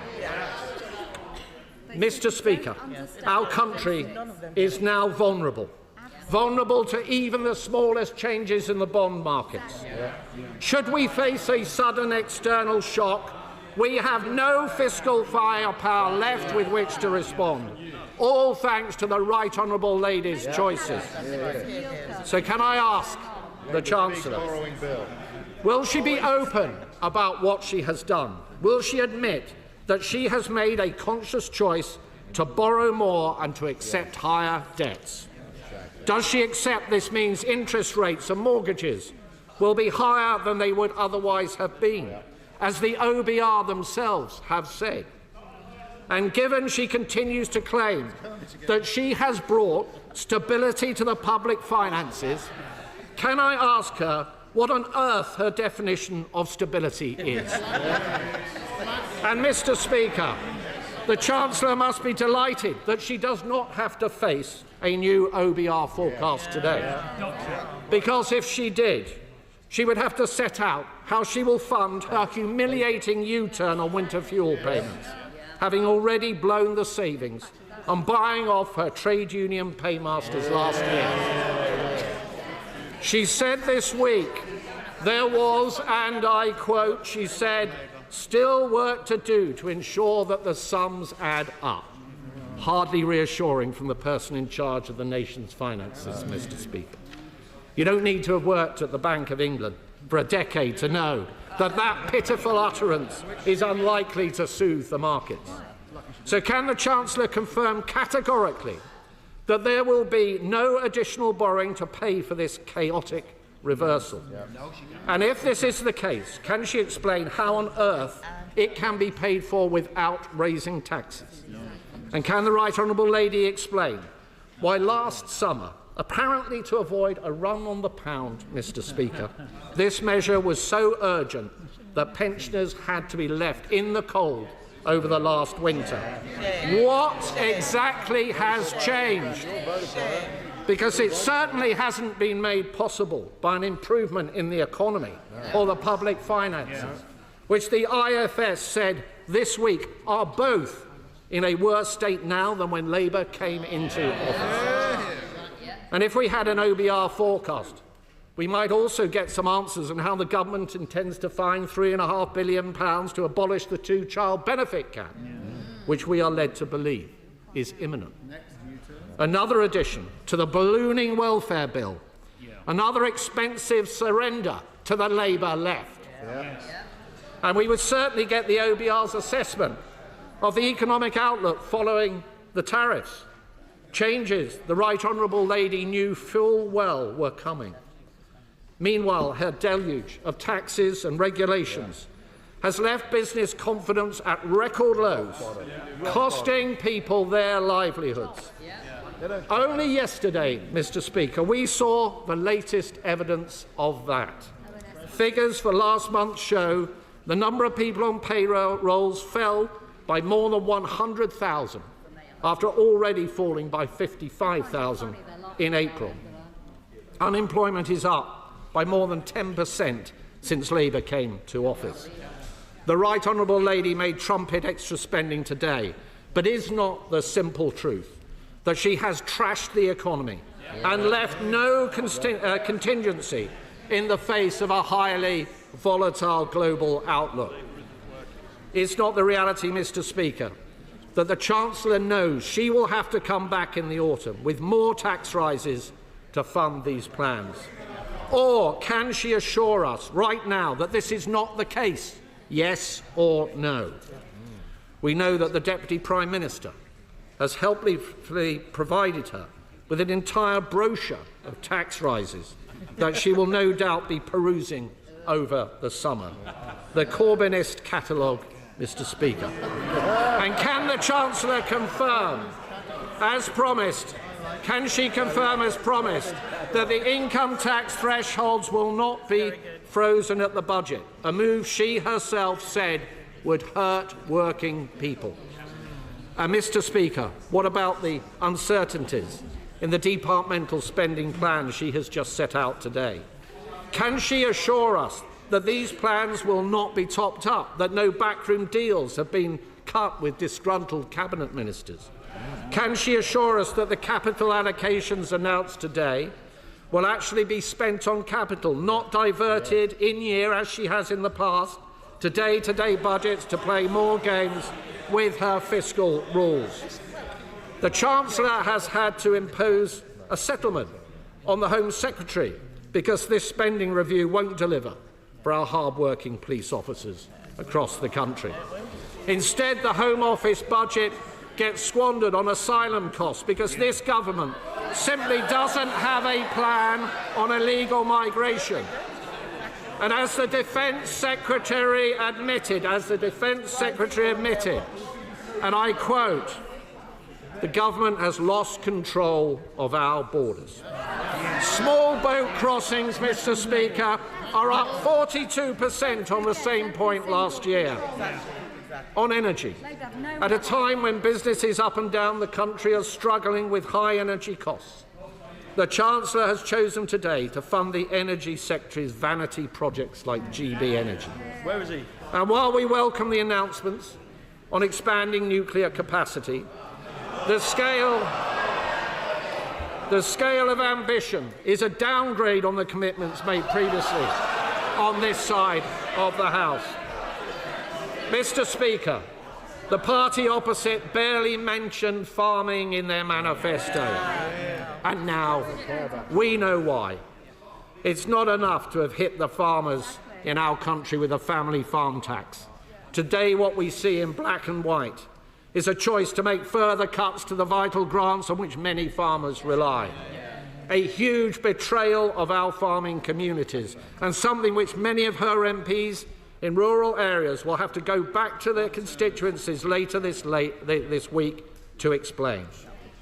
And on defence, we will always welcome any additional investment in our armed forces and capability. But there isn't any. Though I note, Madam Deputy Speaker, nothing was said about when 3% will be achieved. All we heard was that in the intelligence service spending was to be included in defence spending to flatter the numbers. We left the party opposite a fully funded plan, which they dither over for a year. But now, what we get is the Chancellor's own black hole on defence spending, the lack of a timeline on when we will achieve the 3%. Instead, we get a £30 billion bill for the Chagos surrender, money which should go to our brave armed forces, rather than is being reported funding lower taxation in Mauritius. The first tax cuts for which this Chancellor has ever been responsible are in Mauritius. Mr. Speaker, we would have made different choices. We would not have killed growth with huge tax rises and new regulations. We would not have taught down our economy and the great businesses up and down our country. We would be focusing on efficiency and productivity in the public sector and not handing out pay rises with no strings attached. And we would be getting a grip on welfare.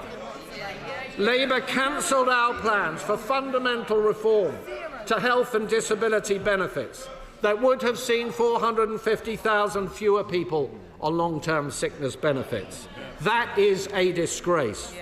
And instead of proper reforms to PIP, their own plans are a rushed cost-cutting exercise, so rushed they even had to change them after they had announced them. And their own backbenchers are in full revolt. Yet again, they talk tough, but there is no substance. The Right Honourable Lady has no grip. She has no clue. The markets and the public see a Chancellor completely out of her depth. Having blown her headroom and more from her budget in the autumn, she was forced into an emergency budget in March to scrabble around to try and repair the damage.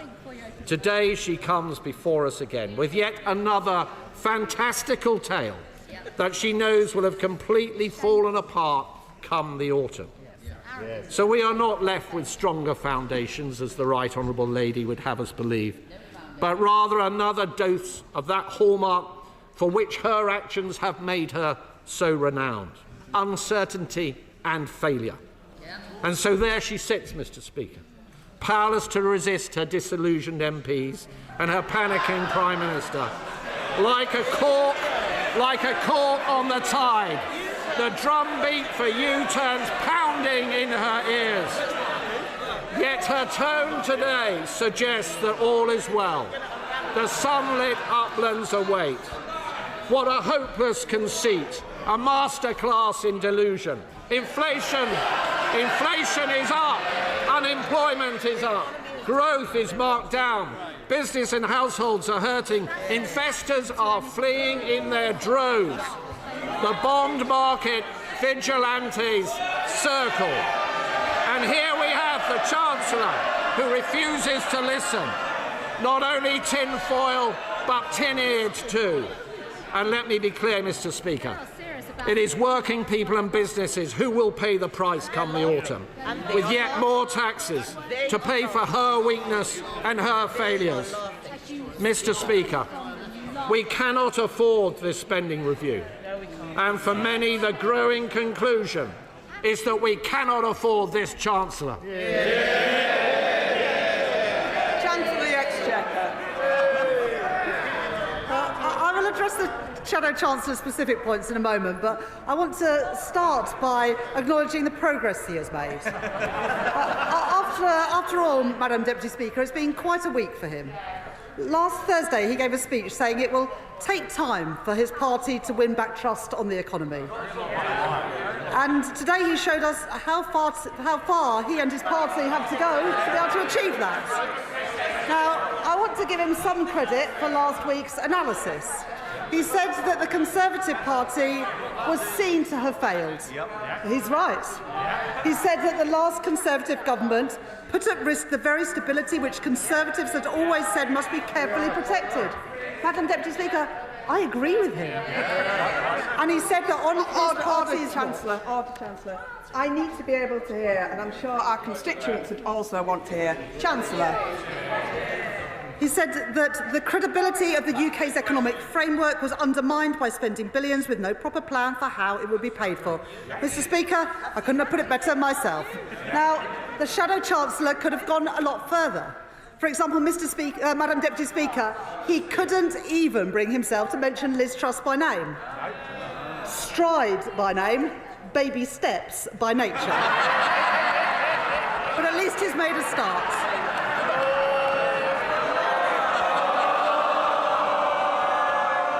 He also spoke about, and I quote, the death of what we might call the age of thoughtfulness. And speaking of the death of thoughtfulness, let me now turn to his response to the spending review.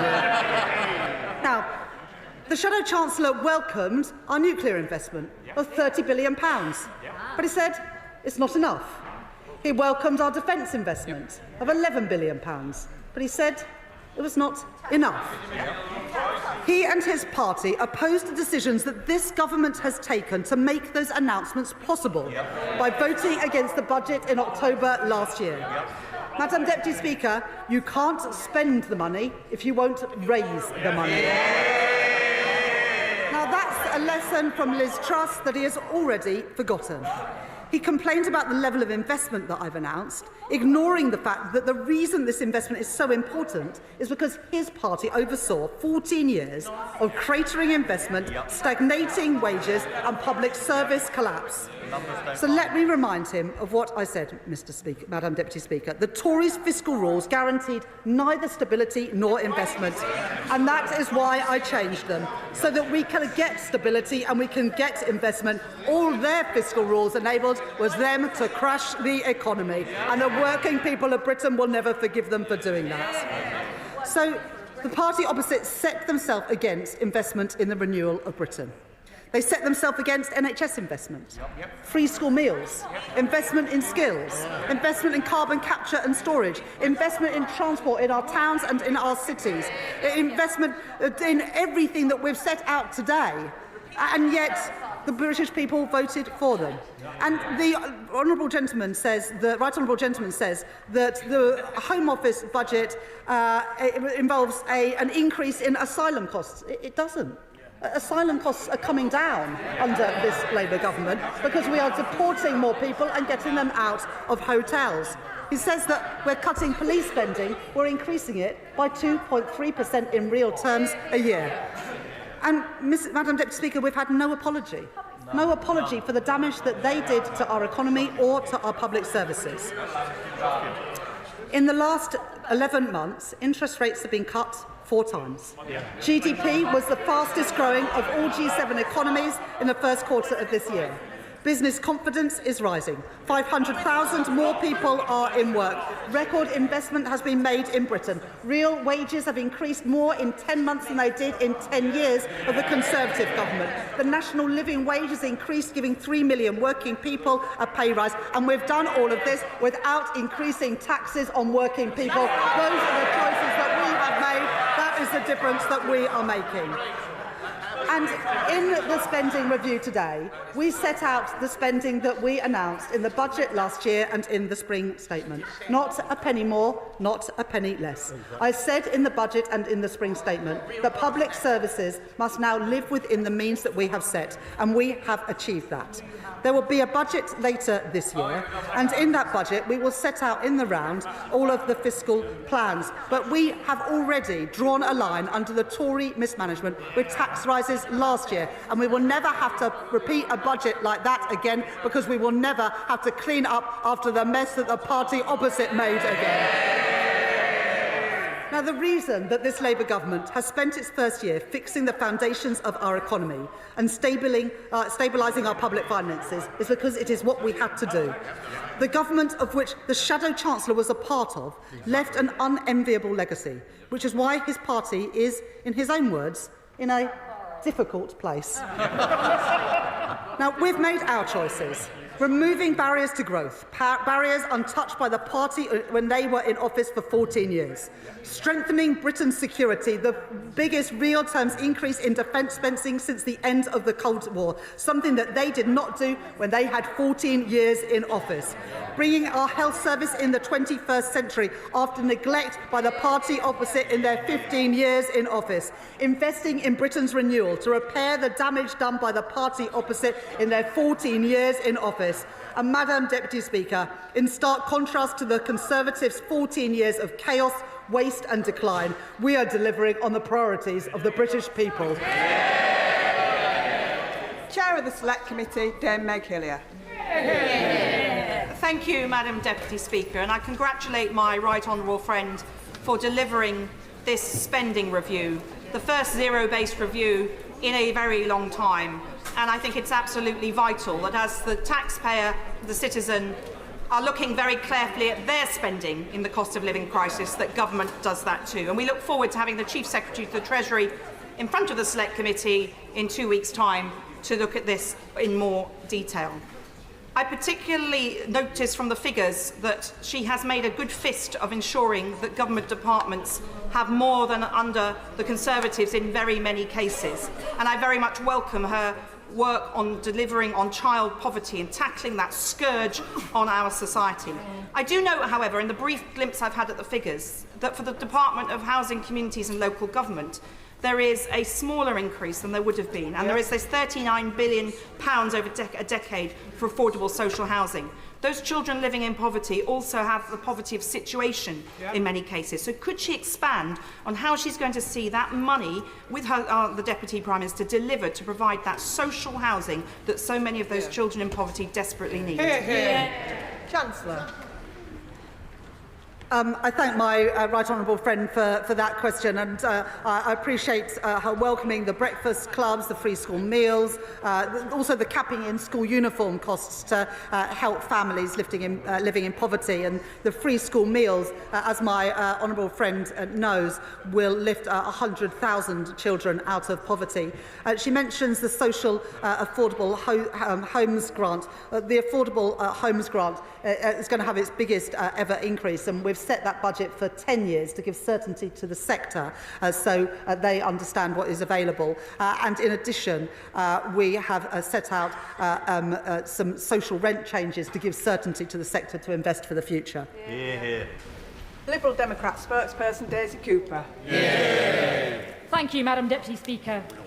It's been almost a year since Labour swept to power with the promise of change, but we are still not seeing the scale of ambition needed to turn the country around.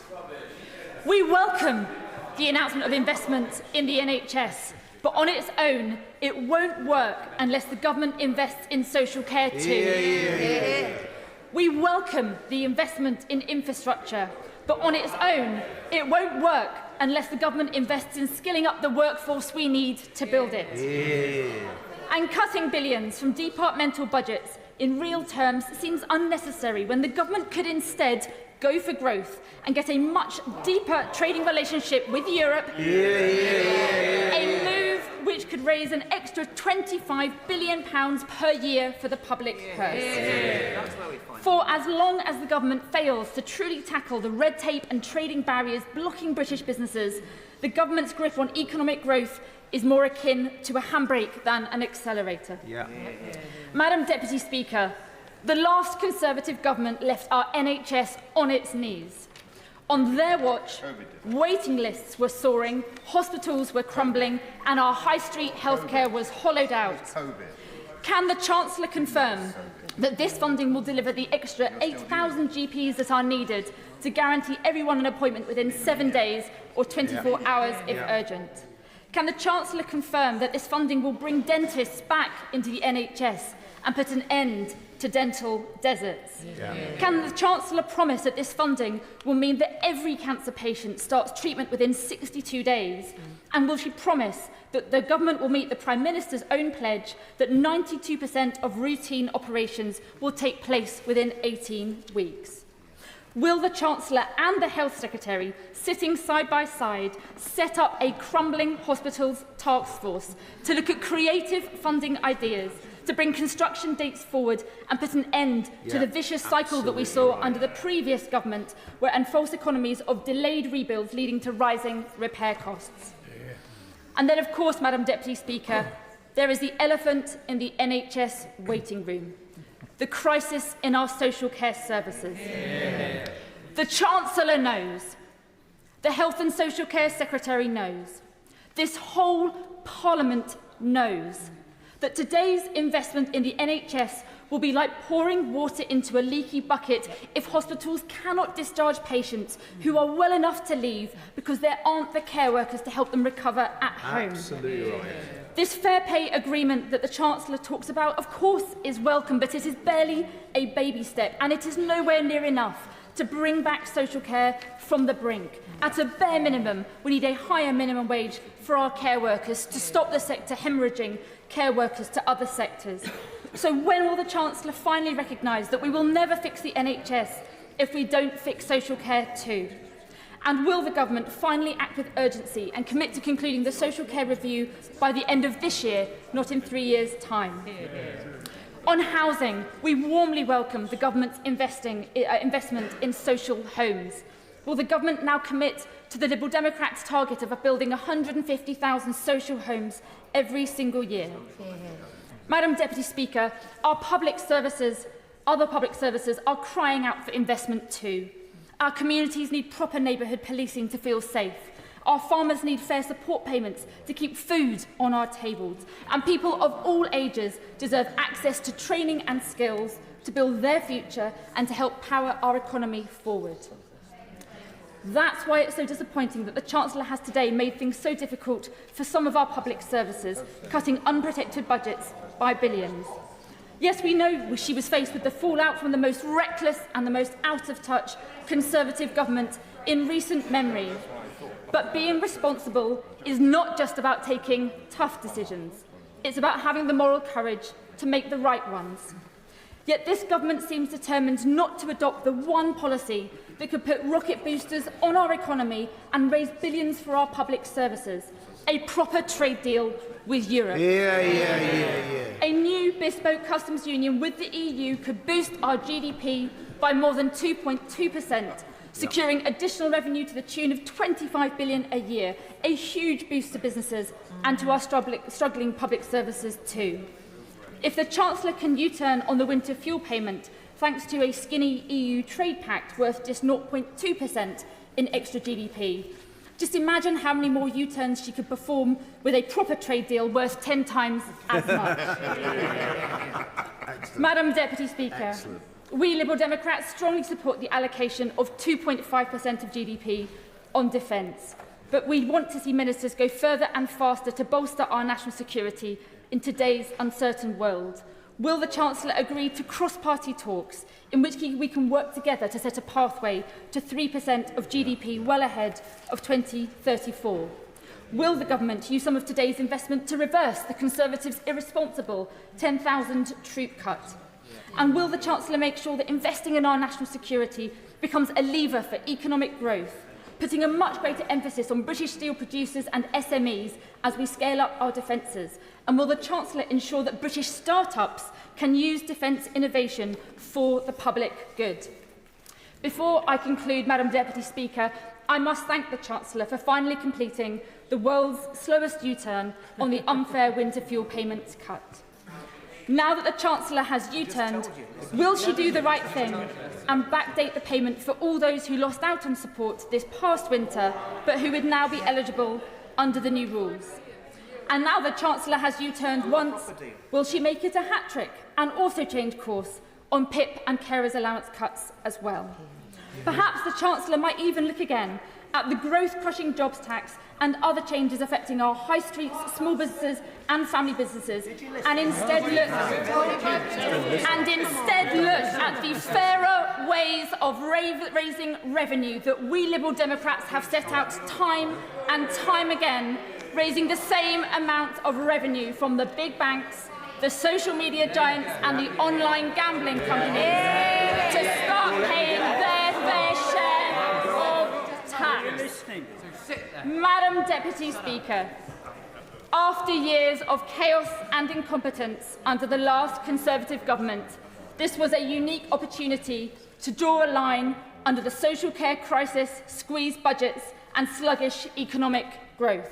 So I strongly urge the Chancellor, will she ignore those who talk down Britain's economic potential? Will she rip up the red tape holding British businesses back And will she strike a properly ambitious trade deal with Europe that will turbocharge our economy and bring in the billions to rebuild our public services?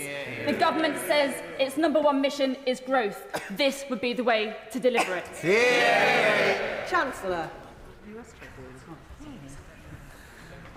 Thank you very much, Madam Deputy Speaker, and I thank the Honourable Lady for her comments. I know she hasn't had a chance to look at the figures yet, but it's not right to say that there are real terms cuts to public services.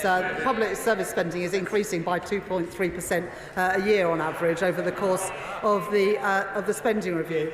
If we start on investment in the NHS and in social care, we've already delivered, as I set out in my speech, 1,500 more GPs.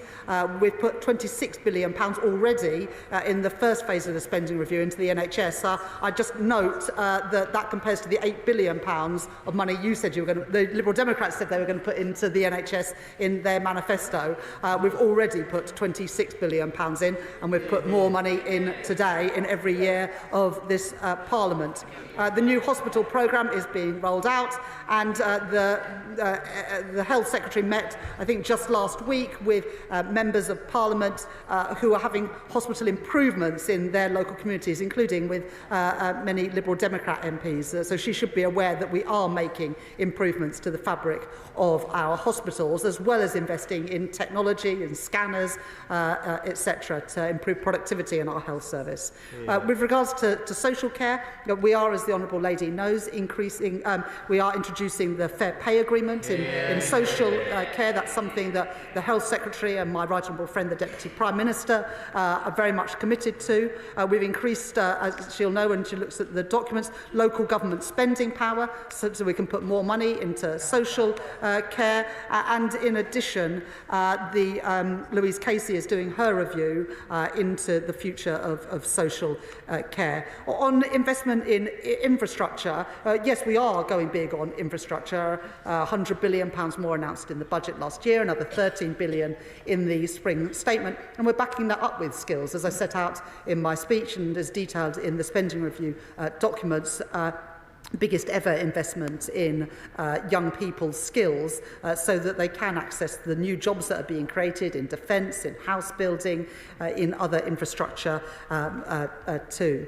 On the issue of red tape and backing business, I mean, I just think it's a little bit ironic, Madam Deputy Speaker, when they voted against the Planning and Infrastructure Bill yesterday, that they come to the House today saying they want to do away with red tape and go for growth. Well, we want to go for growth. That's why we took that legislation through Parliament, and perhaps she'll ask her Lords in to vote for growth in the other place.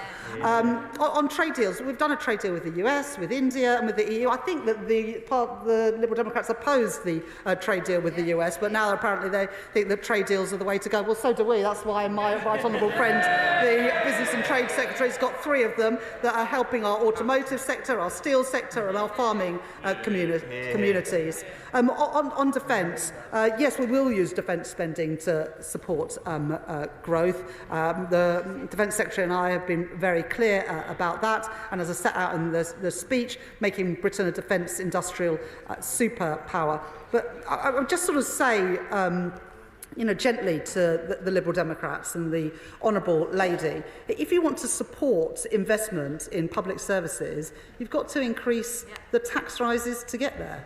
And so they voted against the national insurance increase, which is what has enabled us to make the investments that I've set out today.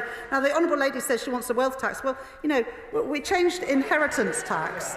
We changed inheritance tax, and the Liberal Democrats voted against it. We introduced VAT on private schools. The Liberal Democrats voted against it. So either they are serious about investing in public services, in which case they need to back the tax increases, or they want to go down the route of the magic money tree party opposite, where they're just going to borrow more to pay for things. And on the winter fuel allowance, we've made our choices clear. We're going to keep the means test, but it will be paid to people with a pension less than £35,000. I think the Liberal Democrats want to make it a universal benefit again. Oh, OK, that's just the Tories. Well, they need to explain how they would pay for it. So, look, I appreciate the fact that she welcomes some of our policies, but I would just say that the job of Chancellor and the job of government is to make sure that the sums add up. And we made difficult decisions last October, but I stand by those difficult decisions, because without them, today we would not have been able to make the investments we've made in schools, in energy and in our health service. I'm proud of what we've achieved as a government. I'm proud of the investment that we're putting in today. Bill Esterson. Thank you, Madam Deputy Speaker. The Warm Homes Plan will mean healthier homes, it will mean warmer homes, it will see lower bills, and it will create jobs in communities right across the country. It is a very good plan, especially for those facing fuel poverty. The last government's home energy programme changed every few months, which meant that businesses couldn't plan and consumers had no confidence in it, not to mention the scandalous misapplication of fixed wall insulation. So will my right honourable friend confirm that this is a long-term warm homes plan that will deliver warmer homes and cut bills to the benefit of millions of our constituents for years to come? I thank the Chair of the Select Committee for that intervention. Warm homes is a big part of our plan to tackle the cost of living crisis. And the money that we've put into the Warm Homes plan today will mean millions more homes being able to be retrofitted with better boilers, with insulation, with solar panels.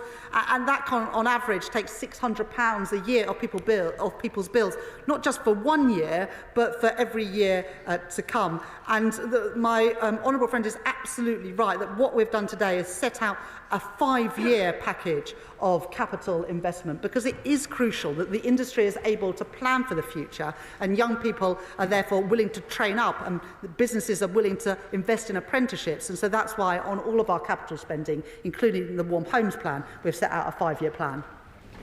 Dame Harriet Baldwin. Thank you very much, Madam Deputy Speaker. And my constituents in Tenbury Wells, where they're seeking funding for the flood defence scheme, will have listened very closely to the Chancellor's remarks today to hear her mention flood defence capital spending, and yet it wasn't mentioned in her speech. So can she confirm that the capital that will be allocated in this spending review period to flood defences is going to be as high in real terms as it was in the previous Parliament? Chancellor. Well, the right honourable lady knows that we increased money for flood defences in the spending review in autumn last year, because we knew that there was no time to waste. So we have already increased that flood defence spending in addition to what the previous government was spending. Liam Byrne. Thank you, Madam Deputy Speaker. This spending review is good for business. It's good for Britain's business because it invests in the things that British business need. It invests in skills, in infrastructure, in innovation, it cuts red tape and it supports small firms. But can the Chancellor just clarify that this spending review will also now open a new era of energy abundance for our country? The Business Committee heard directly from the IMF in Washington yesterday that high energy costs are now holding back growth. That is a consequence of the dither and the delay from the party opposite that left us with the highest industrial energy costs in Europe. Will she now confirm for the House that we are now consigning that era to our history? Chancellor. I thank my right honourable friend for his question, and he's right, we're backing innovation, backing skills, backing infrastructure, because we are backing British business. And we're also cutting red tape, as we did yesterday when we took the Planning and Infrastructure Bill through the House, making it easier to get things built in Britain again. And as we make the investments, we want those jobs to come here to Britain, including in the energy sector, whether that is investment in small modular reactors, in Sizewell C, in carbon capture and storage, or indeed floating offshore wind. And we'll be setting out in the next couple of weeks the industrial strategy, where we'll have more to say about energy costs for business. Gavin Robinson. Madam Deputy Speaker, can I thank the Chancellor for engaging productively in the discussions around sustainable budgets for Northern Ireland, the willingness to negotiate further and the recognition that our need levels should be met. So I thank her for that engagement. Can I also thank her too for the allocations to Northern Ireland for specific community projects that have been advanced by us. Can I just say to her that she has chosen through this allocation to make a budget available for the redevelopment of Casement Park. She will know about the political nature of some of the concerns around that, and that in all previous agreements in the executive, these things have been advanced in a balanced and a non-partisan way. This government has chosen to step into this issue in an unbalanced and a partisan way. And so what I wish to ask the Chancellor is that in making financial transactions capital available, or £50 million over the course of the next spending period, will she ensure that when there is a need, and there is, for investment in football, to return to the Executive's agreement of 2011 in a balanced and non-partisan way, that she will not be found wanting? I thank the honourable gentleman for his question and the way in which he put it. I was pleased to be able to announce in the spending review today the settlement for Northern Ireland, but also money through MHCLG as well. He mentions Casement Park, and we have put £50 million in this spending review. I will arrange for a meeting for the honourable gentleman with either the Northern Ireland Secretary or a minister from my department to talk through what he wants to see. Helen Hayes. Madam Deputy Speaker, can I welcome the focus my right honourable friend the Chancellor has placed on children and young people in this spending review, with additional investment in children's social care, schools and skills. These announcements show the Government's commitment to improving the life chances of every child, and my committee looks forward to scrutinising the detail in the coming weeks. The Chancellor will know that universities are the life force of many local economies, generating jobs, improving skills and boosting life chances. Yet a number of our universities are at the brink of insolvency, and the sector has been calling for a transformation fund to help universities reform and secure a sustainable future. So can the Chancellor confirm that she will work with Cabinet colleagues to ensure that no town or city has to face the calamity of a university going bust? Chancellor.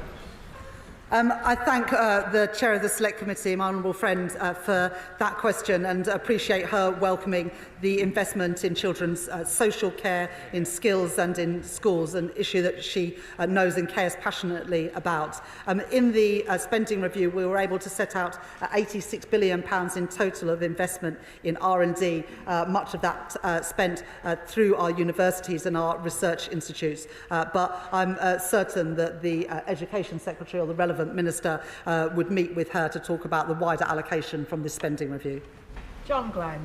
Thank you, Madam Deputy Speaker. Scientists at Porton Down, at the UK Health Security Agency, make a massive contribution to the welfare of our country in difficult times. 10 years ago, the Chancellor's predecessor wanted to invest £525 million, moving to a single science hub in Harlow. £400 million has already been spent, and the NAO last year said it would cost £3.2 billion to complete the move by 2036. 3 weeks ago I had an adjournment debate, and I was told that today we would know the outcome of what was actually going to happen with this project. Could I ask the Chancellor what is happening with the future of UK HSA at Porton Down? Is it going to move to Harlow at massive expense, 6 times the original estimate, 15 years later than was estimated, or can we save some money and use that money for better investment in our public estate? Chancellor. I thank the right honourable gentleman, a member of the Treasury Select Committee, for his question. We've made the allocation to the Department of Health, £29 billion annual uplift, and it will be up to the Secretary of State to allocate that money. But I will make sure that he's heard your question and gets a proper reply to you. Louise Jones. Very much, Madam Deputy Speaker. With £2.5 billion investment into nuclear in Derby, £2.5 billion into nuclear fusion in North Nottinghamshire, and £500 million into steel suitable for use in the nuclear industry in Sheffield, I note that my constituency of North East Derbyshire is surrounded by wonderful opportunities in these industries of the future. Can the Chancellor outline what more we can do to support young people in my constituency to access careers in this industry? Chancellor. Thank my honourable friend for that question. But we were proud as a government to be able to step in and save British Steel at Scunthorpe. And I thank again my honourable friend, the member for Scunthorpe. But it's not just Scunthorpe, also opportunities in Sheffield and at Port Talbot. Because as we build this infrastructure, whether it's trams and trains or nuclear power or submarines, we want to use steel made in Britain. And that's a really exciting opportunity, and the investments that we're putting in small modular reactors and fusion in Nottinghamshire and Derby create great opportunities for jobs, and that's why we're also in this spending review putting record investment in skills so that young people in North East Derbyshire and beyond can get access to the jobs being created. Liz Saville-Roberts.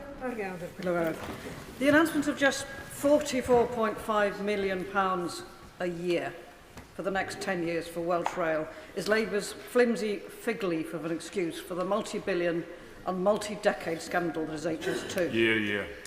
The money announced today is only significant if it matches what Wales will continue to lose from all England-only rail projects up to now and in future. So can the Chancellor guarantee that Wales will, from now on, receive the full £4 billion HS2 consequential funding, or will she admit that her announcement on Welsh rail funding is nothing but smoke and mirrors? Chancellor.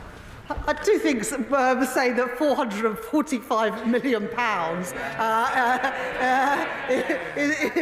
isn't real money. That's going to invest in those Burns Review stations, and in addition, we are putting £118 million to make the coal tip safe. Well, maybe she's not that concerned about that, but I know plenty of Welsh Labour MPs are. Matthew Patrick. Thank you, Madam Deputy Speaker. I wonder if the Chancellor can help me, because I want to write a letter to my constituents in Wirral West, and I don't know which story I should lead with. Whether it should be the record investment in our NHS to get more doctors' appointments, the money for our police to get more police on the streets, whether it should be the transport investment to get new train stations, or the money to give hungry children in my constituency free school meals. Could she help me out? I've only got one page. What should I start with? Chancellor. Well, you want to have that bit on the leaflet to remind them that you were lobbying for all of these things, so you can take the thanks. Dave Dugan. Thank you, Madam Deputy Speaker. I welcome the U-turn on the winter fuel payment. Of course, I do, and lots of my constituents will do likewise, but there's no respite in this spending review for the farmers in Scotland, the business owners in Scotland, the GP surgeries or the disabled in hospices in Scotland.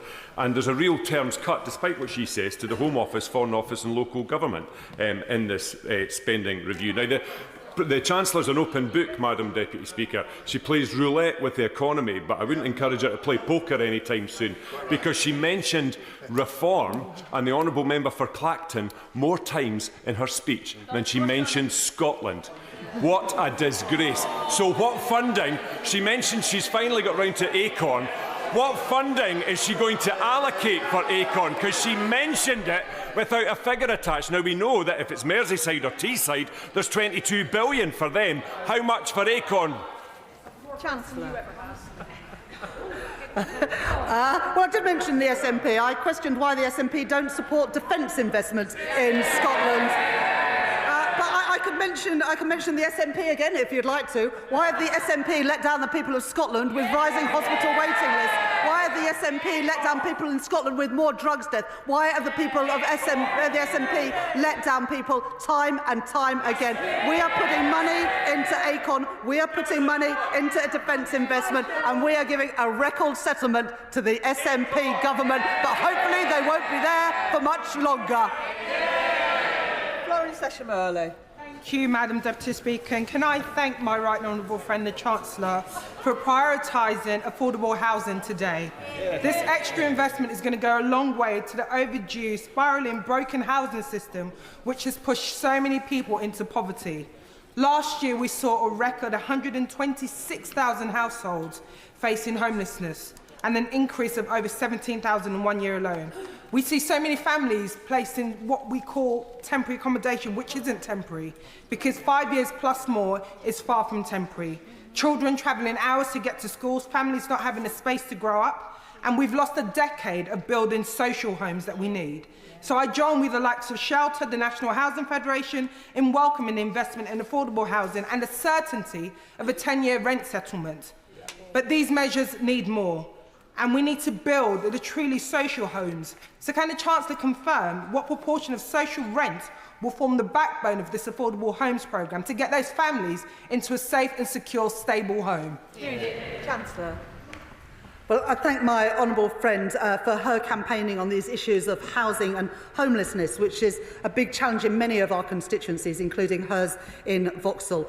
We now want to work closely with local councils and also the Mayor of London to build the affordable homes that we desperately need in the capital city, where house prices and rents are still far too high for so many families. And I look forward to working with my honourable friend on just that. Sir Geoffrey Clifton-Brown. Thank you, Madam Deputy Speaker. The billions of pounds that have been announced today by the Chancellor are very big rises. The PAC looks forward to scrutinising that expenditure because I'm sure it will be welcomed by those who receive it to make sure we're getting value for money. However, could the Chancellor explain to the House how it's going to be funded? Because debt is at a record level, tax is at a record level, or is it the case that British workers can look forward to a summer expecting more tax increases? Chancellor. Well, I look forward to that scrutiny, but the honourable gentleman will know that the allocations we've made today is based on the tax increases that we made in the budget last year. So we're not spending a single penny more or a single penny less than the money that we set out in the autumn budget and the spring statement. Ruth Cadbury. Thank you, Madam Deputy Speaker. I welcome the significant transport investment that the Chancellor has announced today in the North and in the city regions. This is helped through her changes to the Green Book. But when will the place-based business cases be reviewed so that these local areas can start planning for that local transport initiatives that they've so long waited for? Chancellor. Well, I hope that the my honourable friend can already see the impact of our change attitude and our change perspective at the Treasury by putting this record investment, £15.6 billion that we announced last week, into 8 mayoral combined authorities to better connect towns and cities. And because of the changes we've made, it is why we've been able today to put more money into the Trans-Pennine route, upgrade the Midlands hub, and indeed significant investment in trains in Wales. Tim Farron. Thank you, Madam Deputy Speaker. My community in Westbourne will be outraged by a 17% reduction in farm funding, and we will be perplexed, and are perplexed, because we were told to expect today a decision on the vital scheme to dual the A66 from Penrith to Scotch Corner, which is crucial to east-west connectivity, the northern economy, and to saving lives. There was no mention in the statement or in the accompanying document at all. Will she confirm now that the A66 upgrade will take place? Chancellor.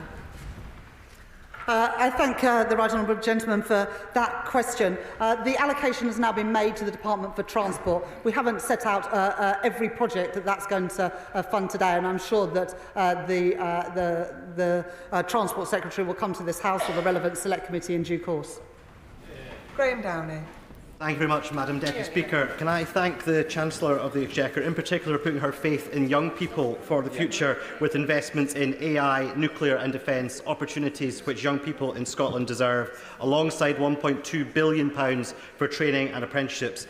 Meanwhile, in my own constituency, Fife College has recently warned of course cuts and campus closures thanks to the mismanagement of the Scottish budget by the SNP. Does she agree with me that the best way to get the opportunities that young people deserve in defence, nuclear and other industries is with a Scottish Labour government and Anas Sarwar as First Minister? Well, I think we saw in the by-election last week how desperate the people of Scotland are for change after 2 decades of SNP so-called leadership. We are putting investment in training and apprenticeships in this spending review, and I very much hope the SNP will match that in Scotland. Richard Tice. Thank you, Madam Deputy Speaker. Well, the Chancellor inherited supposedly a black hole, and she's dug a crater into which public confidence is plunging.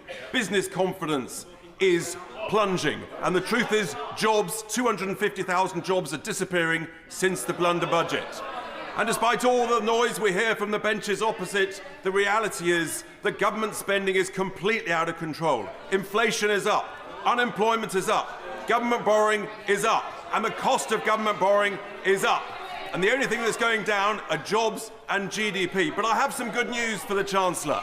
In the 10 councils that we control, Madam Deputy Speaker, that we control, we're already identifying savings of hundreds of millions of pounds. She may want to learn some lessons.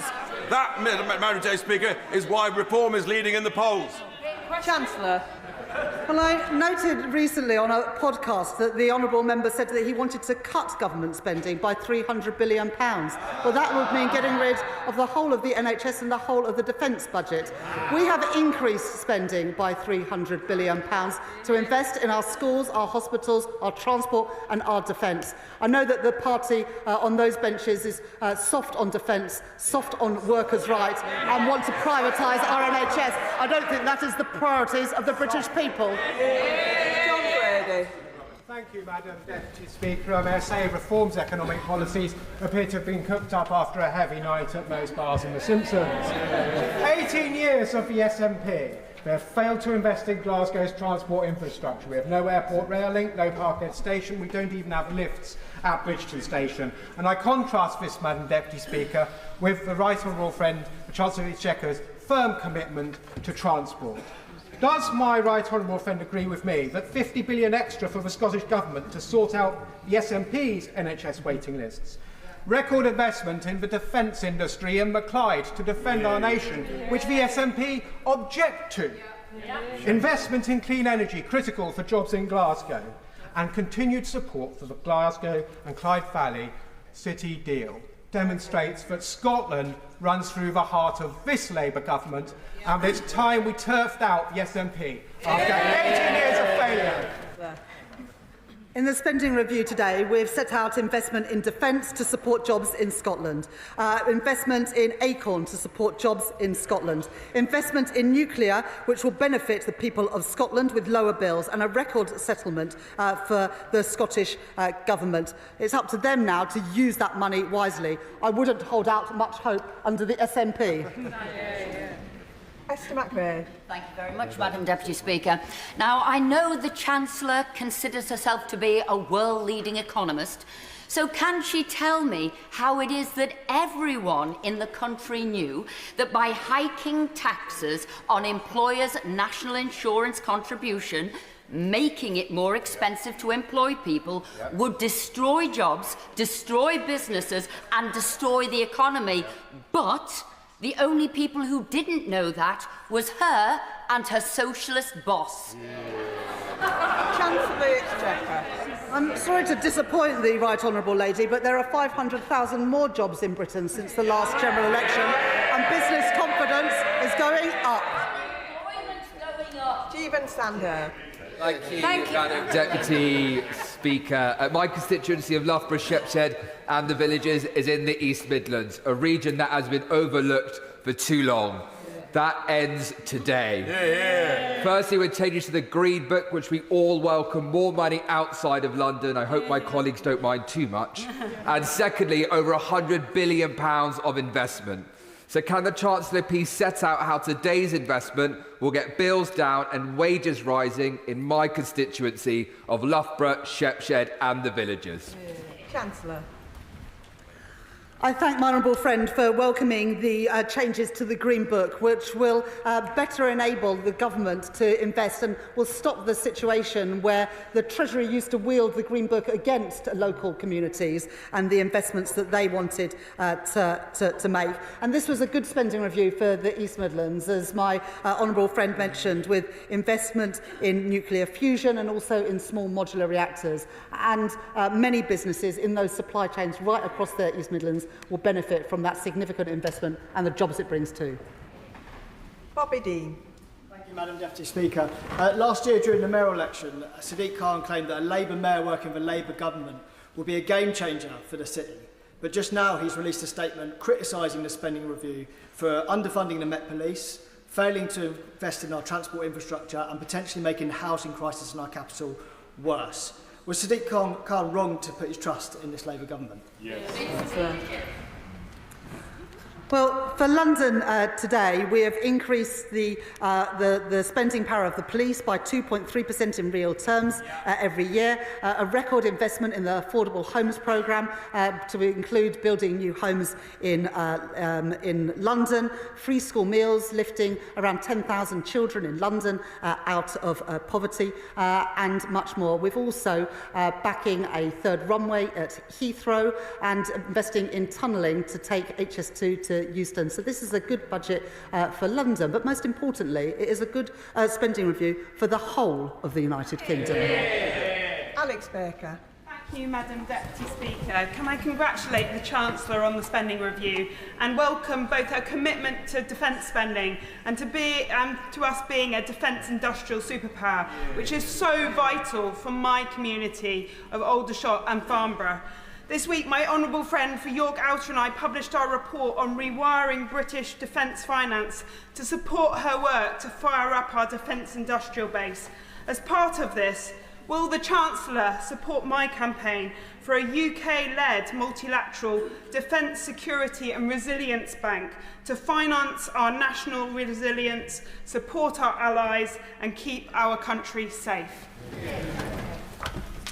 I thank my honourable friend for that question, and I also would like to thank her for the work that her and the member for York Outer, my honourable friend for York Outer, have done in making the moral case for financial services firms investing in defence, because it is what keeps our country safe. And as we uplift our defence spending, we do want to get value for money for that. That's why we were pleased in the deal that we did with the EU that we have also secured a defence industrial partnership with the EU. Adrian Ramsey. Thank you, Madam Deputy Speaker. Across the country, people are seeing their health services severely overstretched. School head teachers are faced with having to make cuts. And of course, the most vulnerable people in society are now facing cuts to disability benefits.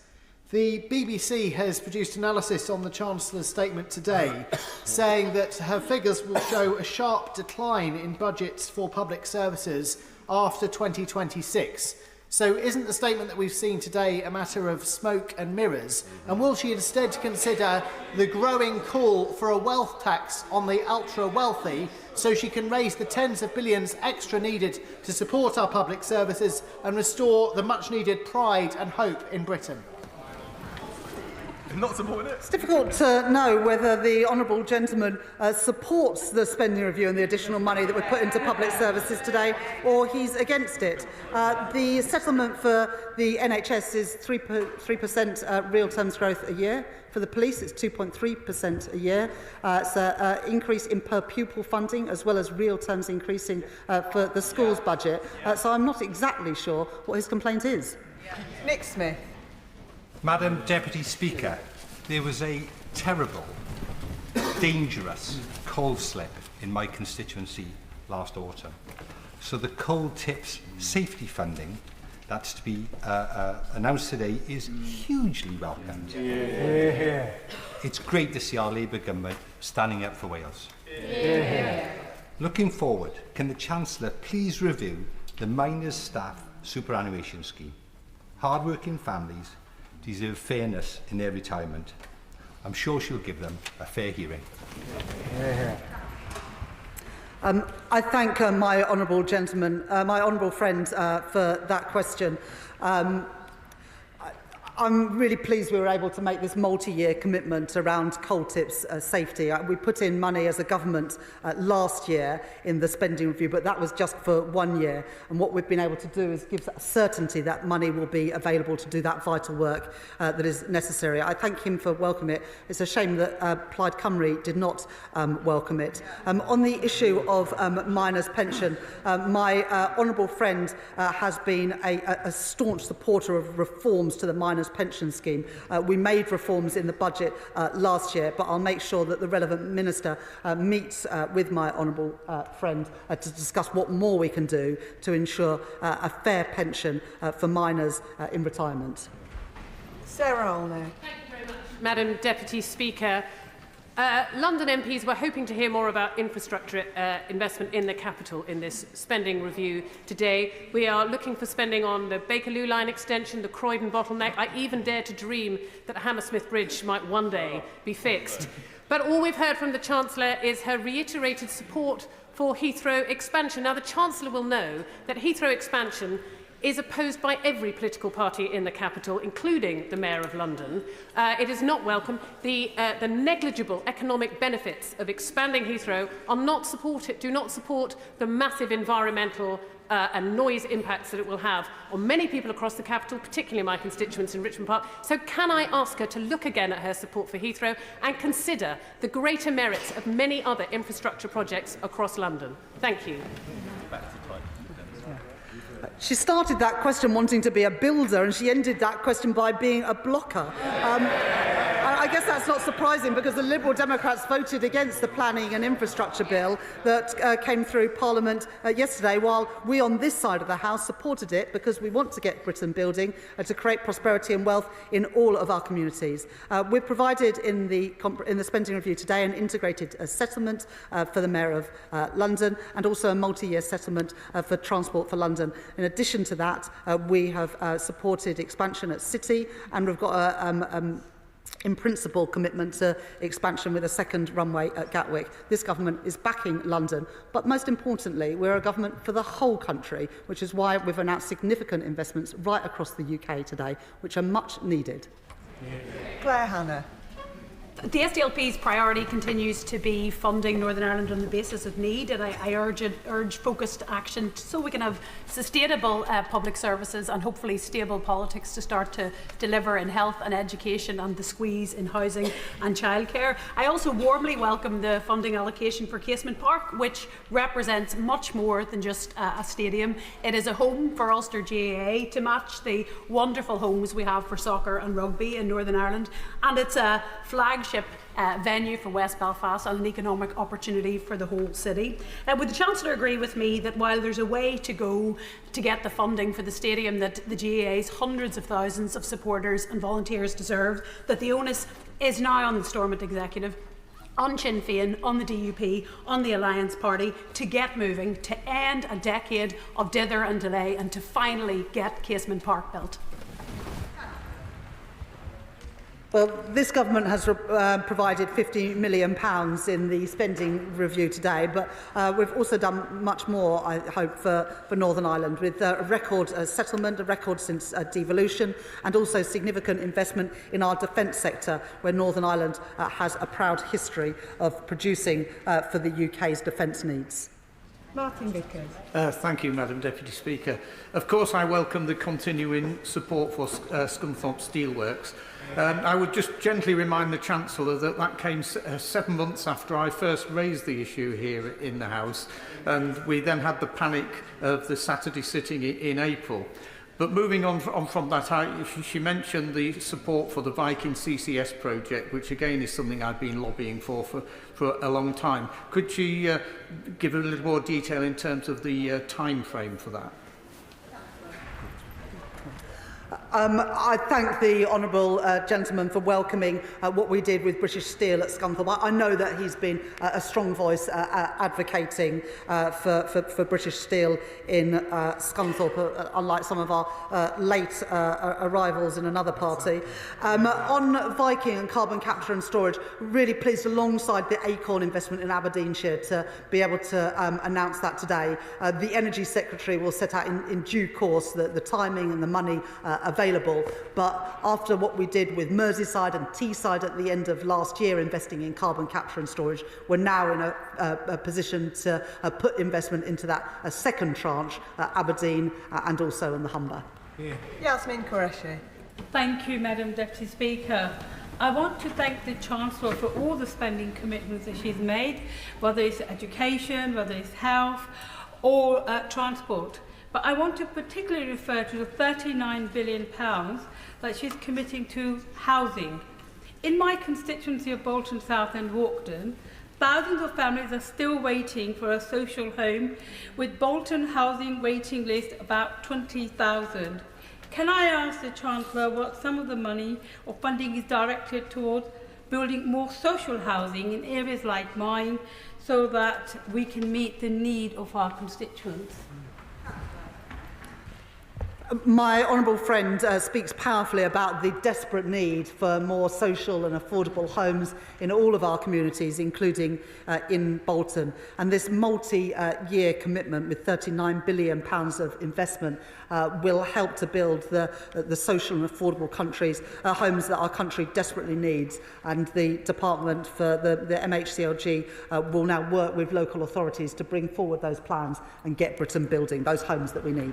Dr. Ben Spencer. Thank you, Madam Deputy Speaker. Hear, hear. What's in some ways most interesting about the spending review is what's not mentioned. No mention of the Road Thames scheme, no mention of our rivers, no mention of the Animal Plant and Health Agency in Newhall, no mention of improvements to rail despite nationalisation of South Western Railway, almost in fact no mention of the South East at all, despite us saying that this is a spending review for the whole UK. But they do effectively confirm a third runway, despite no local engagement. Can I invite the Chancellor to come to Runnymede and Weybridge to meet people and see if their priorities are indeed hers, as she claims? It's difficult to understand exactly what the Conservative critique is of this spending review, because the Shadow Chancellor says that we should spend less, and the Honourable Gentleman has just asked us to spend more. Now, if you want to spend more, if honourable members on any side of the House want to spend more, they need to say where the money is going to come from. I'm not sure if he's got an answer to that. Verla McAvoy. Speaker, I welcome the Chancellor's statement and her steely determination to make sure that everyone in Darlington is better off. I particularly welcome the capital infrastructure projects that are not only essential for sovereign security but also for regional growth. Does she agree with me that these projects will be transformational for engineering and fabricating SMEs in my constituency, many of whom were set up and staffed by incredibly high-skilled people who found themselves out of a job when the last government turned its back on British foundation industries? I thank my honourable friend for that question. Look, she's absolutely right that what this spending review does through its investment in infrastructure is create jobs in our supply chains for small businesses in communities right across our country. And that investment in some of our foundational industries like steel offers real opportunities for good jobs, paying decent wages, good unionised jobs. And I'm really proud to be able to set out that investment and the jobs that young people in Darlington and around the country will be able to access because of the choices we've made today. Chris Coughlin. Thank you, Madam Deputy Speaker. As the Chancellor knows, our economy will only escape its difficult place if we raise economic productivity. And on the Treasury Select Committee, I introduced the Chancellor to London Business School's Paolo Sirruco's research on how using public R&D, especially defence spending, can help to do this. In the spring statement, the government used Professor Sirruco's research to upgrade long-term GDP forecasts by 11 billion a year. That's how you pay for it. So I strongly welcome the government's commitment to investing in public R&D in the spending review. But how will the Chancellor follow through to ensure that the R&D will be used to crowd in and stimulate public investment, especially from the more innovative, high-tech startups and venture capital firms, which is necessary to realise the potential of Professor Sirruco's research? I thank the honourable gentleman for that question. For every pound of government investment in R&D, it crowds in £2 of private investment and returns £7 of benefit to the wider economy. That's why we put £86 billion of investment into R&D over the course of this spending review. Imran Hussain. Thank you, Madam Deputy Speaker, and I'm sure people in your constituency, Madam Deputy Speaker, my constituency, my honourable friend for Shipley's constituency, and indeed in the Chancellor's own constituency, will welcome greatly the £2.1 billion in a new tram and in particular a new bus station in Bradford, as well as the billions for social and affordable housing that is much needed. But the Chancellor will know in my constituency over half of all children are still growing up in poverty, which is true of constituencies of many honourable members. Child poverty is not a statistic, it's a national disgrace. and it's as a direct result of 14 years of ideological austerity by those opposite. Today's statement is a step in the right direction, in particular with the announcement of 500,000 more children eligible for free school meals, but frankly it doesn't go far enough. So will the Chancellor tell me what further measures this government will announce to alleviate and finish child poverty, including scrapping the two-child limit which continues to put thousands of children into poverty? I thank my honourable friend for that question, and I appreciate him welcoming the £2.1 billion for West Yorkshire Combined Authority, which will help pay for mass transit to connect Leeds and Bradford, but also Kirklees and Calderdale. In the statement today, we were able to provide money for free school meals for 500,000 children, lifting 100,000 out of poverty, as well as continuing to roll out breakfast clubs and the Warm Homes programme, which will help insulate and bring down the bills for millions of families. In addition, we increased the national living wage by nearly 7%, and the Employment Rights Bill will ensure that more people have security and dignity at work, all part of our plan for change and lifting children and families out of poverty. Sir Gavin Williamson. Thank you, Madam Deputy Speaker. HS2 owns vast swathes of the Staffordshire countryside. In fact, it owns a third of all the properties in the village of Hopton. This is having an enormous impact on residents and causing an enormous blight. Could the Chancellor set out to the House and to so many constituents of mine and right across Staffordshire as to when they're going to know whether the farmers are going to be able to have their land back and whether villagers will be able to return to normal life with people being able to move into those empty houses?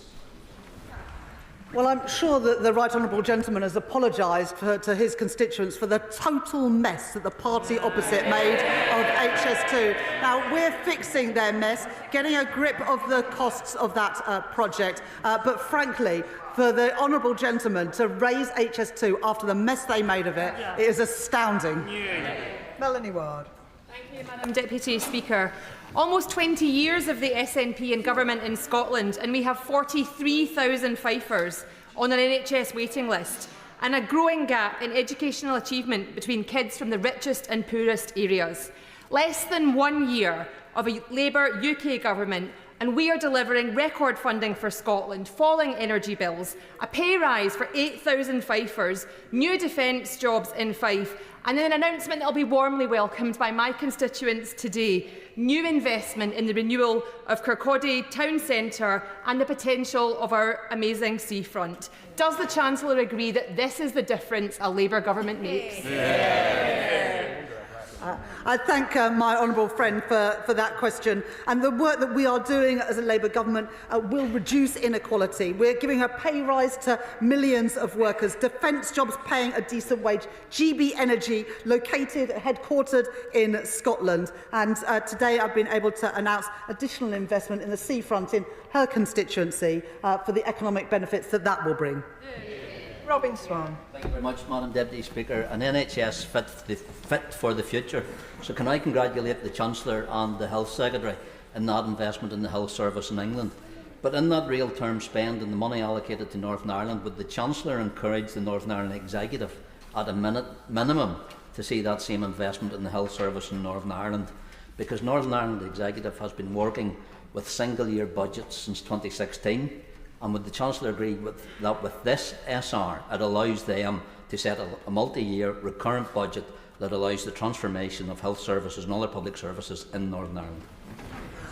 The honourable gentleman makes a really important point, because what we did today wasn't just set out money for next year, but for day-to-day spending, money for the next 3 years, and for capital for the next 5 years. And that is vital wherever you are in the UK, that local councils, devolved administrations, community groups can plan for the future with confidence. And that's what we've done with this spending review. And so I would urge devolved administrations to do similar and make those multi-year settlements to give certainty for the future. Rachel Maskell.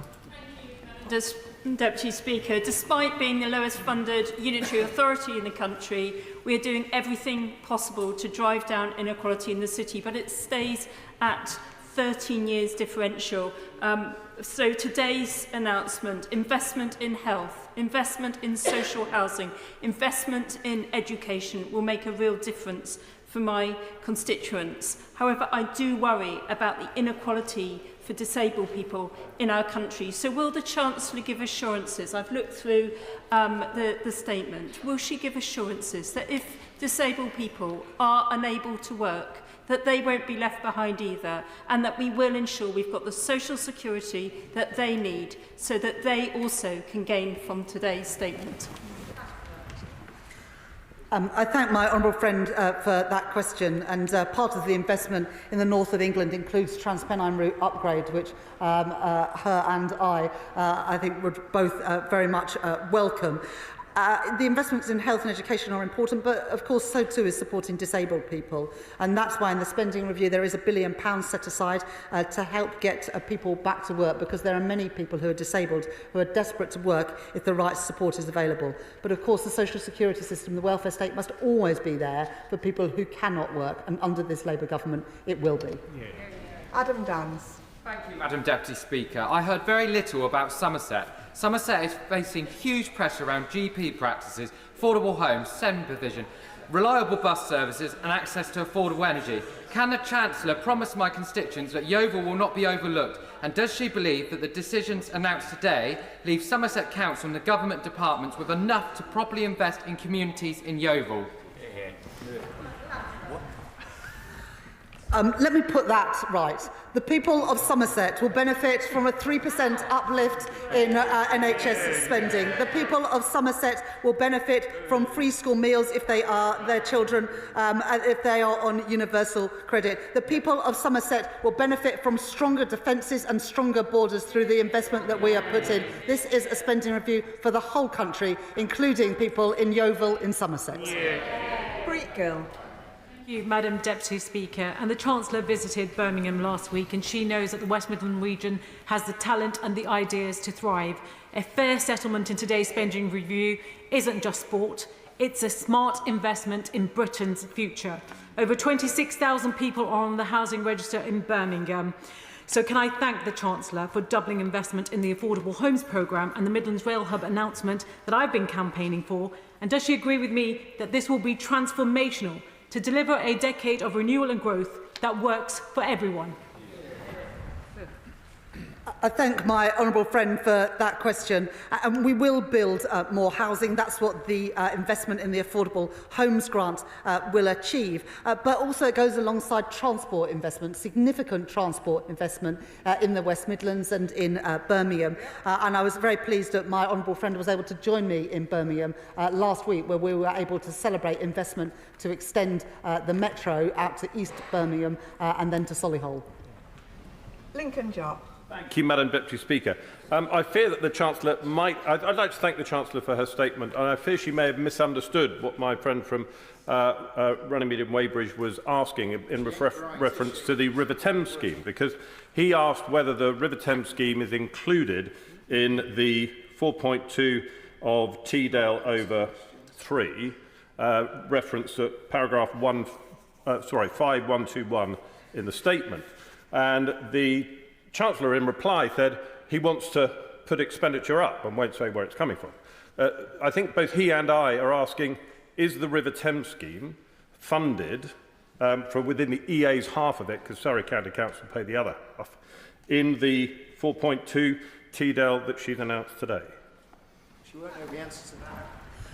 The allocations have been made to government departments, and it will be up to the departments. The Treasury is not going to micromanage every scheme, so it will be up to departments to allocate the money in the way that they choose to. And I'm sure that the Transport Secretary will come to the House and set out those plans. Rachel Blair. Thank you, Madam Deputy Speaker.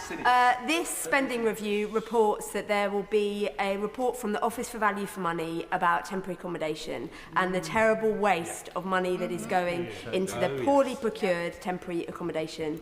Madam Deputy Speaker, 90,000 children live in temporary accommodation in London. Does the Chancellor agree with me that £39 billion into new genuinely affordable homes, combined with this review into the cost of temporary accommodation is really positive for all of those children living in London who sadly do not have a permanent home into the future? And does she agree with me that this will make a transformational change in London? Yeah. I thank my honourable friend for that question, and she's spoken to me powerfully on many occasions about how much Westminster City Council has to spend on temporary accommodation, and that's why this investment in the Affordable Homes Grant is so important, not just for London but for the whole country. But there are specific issues, as I said in the answer to the question from my honourable friend from Vauxhall. There are particular challenges in London because of the extraordinary levels of house prices and rents in London. So this investment in affordable and social housing can have a big impact in London, and combined with the additional money for free school meals, the rollout of breakfast clubs, increase in the national living wage, this is a spending review to benefit people across the whole country, including in Westminster, including in London. Josh Babarinde. Thank you, Madam Deputy Speaker. Fellow Eastbournian Mark Tonra and I were gravely ill in the same ward together at Eastbourne District General Hospital last year.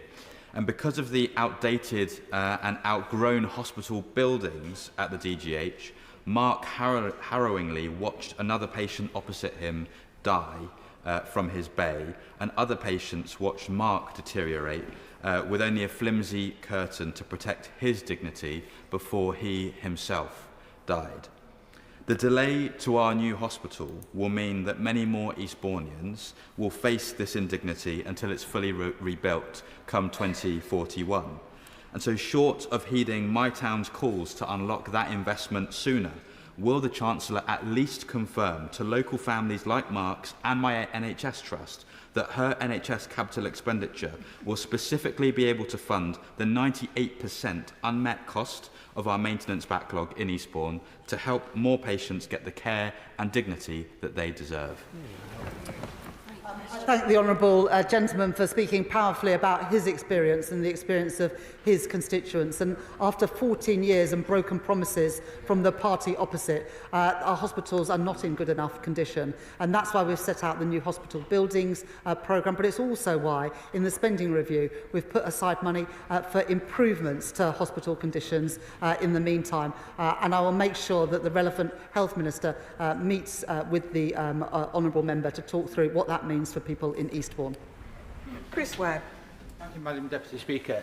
Today's announcement was a great day for Blackpool. I believe Blackpool got mentioned more than any other place in the country. And the Chancellor will know the issues we faced from when she joined me in Blackpool last year and saw for herself the deprivation and the damage of 14 years that the Tories did to our town. So we should confirm today that this is just the start and the beginning of a new investment for deprived areas like Blackpool and across the country. Now we've got a Labour government and a Labour Chancellor in charge. I thank my honourable friend for that question and how you always passionately argue the case for Blackpool. And yes, there is deprivation in Blackpool, but there is also huge opportunity. And that's why we are backing Blackpool with the investment that we're putting in the spending review today. Jim Allister. Thank you, Madam Deputy Speaker. Why does the Chancellor think it appropriate to pledge £50 million on a preferential basis to a sporting organisation which has a political objective as its first and defining attribute, and which has named some of its sports grounds and its trophies after IRA terrorists who brought such death and destruction to Northern Ireland, while other sporting organisations are required to make do with what they were allocated in 2011. Does the Chancellor not see and agree that £50 million could make a far better contribution to meeting housing need and particularly social sewage infrastructural needs, which in my constituency has brought much of building of new housing to a halt? What is the priority here when matters like that are ignored? Alongside the investment at Casement Park, we've also made a record investment with a record settlement for the Northern Ireland Executive in the announcements that we've set out today. In addition to that, substantial investment in the defence sector, including in Northern Ireland. So there is plenty of money going into Northern Ireland. It now needs to be spent wisely. Alex Barris-Curtis. Deputy Speaker. Thank you. And can I commend the Chancellor on her statement and pay tribute to her, to my right honourable friend, the Welsh Secretary, and all my Welsh Labour colleagues for their advocacy for standing up for Wales at this spending review. Can I particularly welcome the investment in coal tips, which will be really important in constituencies across Wales, and in rail. £445 million, turning the tide on 14 years of underinvestment by the 4 Conservatives left on the benches opposite. Can I take the opportunity to use her good offices seeing she is here, given this substantial rail investment that has been announced, whether she will offer her support to a campaign in my constituency for Ely Mill Station to be built. Now that all those stakeholders have the money they need, they can get on with it, can't they?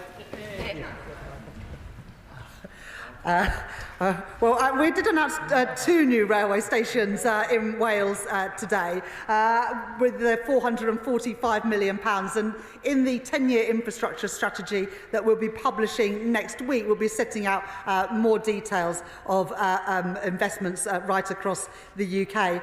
And I'm pleased as well that he welcomes the £118 million for that coal tips work, which I know is so important and so many Welsh Labour MPs have lobbied me about over the last few months. I'm pleased that we can deliver for your communities in Wales. Vicky Slade. Thank you, Madam Deputy Speaker. I declare my interest as a sitting councillor. I know that local government will be pleased to see that there is an increase in spending and have that clarity. But one area alongside social care which will sink councils is an area we have no clarity on. And that is the statutory override on special educational needs, which was promised time and time again, and we were hanging our hats on having it today. Can the Chancellor tell us what is happening, and can we give security to councils on special educational needs? The Honourable Lady makes a really important point that there's not a single MP in this House that would not have heard harrowing stories around parents desperate to get the support for their kids with special educational needs. And the Secretary of State for Education will be bringing forward a white paper to make the reforms that are desperately needed. But we'll make sure that we do that in partnership with the parents and children who are most affected. Chris MacDonald. Speaker. The Chancellor of the Exchequer may remember that the last Conservative Prime Minister boasted about moving funding from Teesside to Royal Tunbridge Wells, and I'm pleased to see that her statement plugs places like Stockton North back into our economy. Can I thank the Chancellor of the Exchequer for agreeing to make Stockton Central one of the trailblazer areas, investing in our local facilities and also tackling fly tipping and graffiti. And does she agree with me that this statement shows that our Labour government is providing jobs for working people, providing homes for working people, and providing opportunities for our young people? I thank my honourable friend for that question, and I'm pleased that Stockton will benefit from some of those investments, because pride in place is so important for all of our communities. But some of the most deprived parts of the country have missed out on funding for too long, and that's why we're pleased to be able to rectify that and ensure, for example, through the Green Book reforms, that money goes to where it is most needed. Sammy Wilson. Thank you, Madam Deputy Speaker. And can I first of all welcome the fact that, at least in real terms, the Northern Ireland budget has been maintained over the spending period, though I would point out to the Chancellor that a 0.5% real increase will not enable the Northern Ireland Executive to match the real increase in spending in health and policing, which will be taking place in the rest of the United Kingdom. But can I emphasise again the preference that she has given in this budget to money for a GAA ground?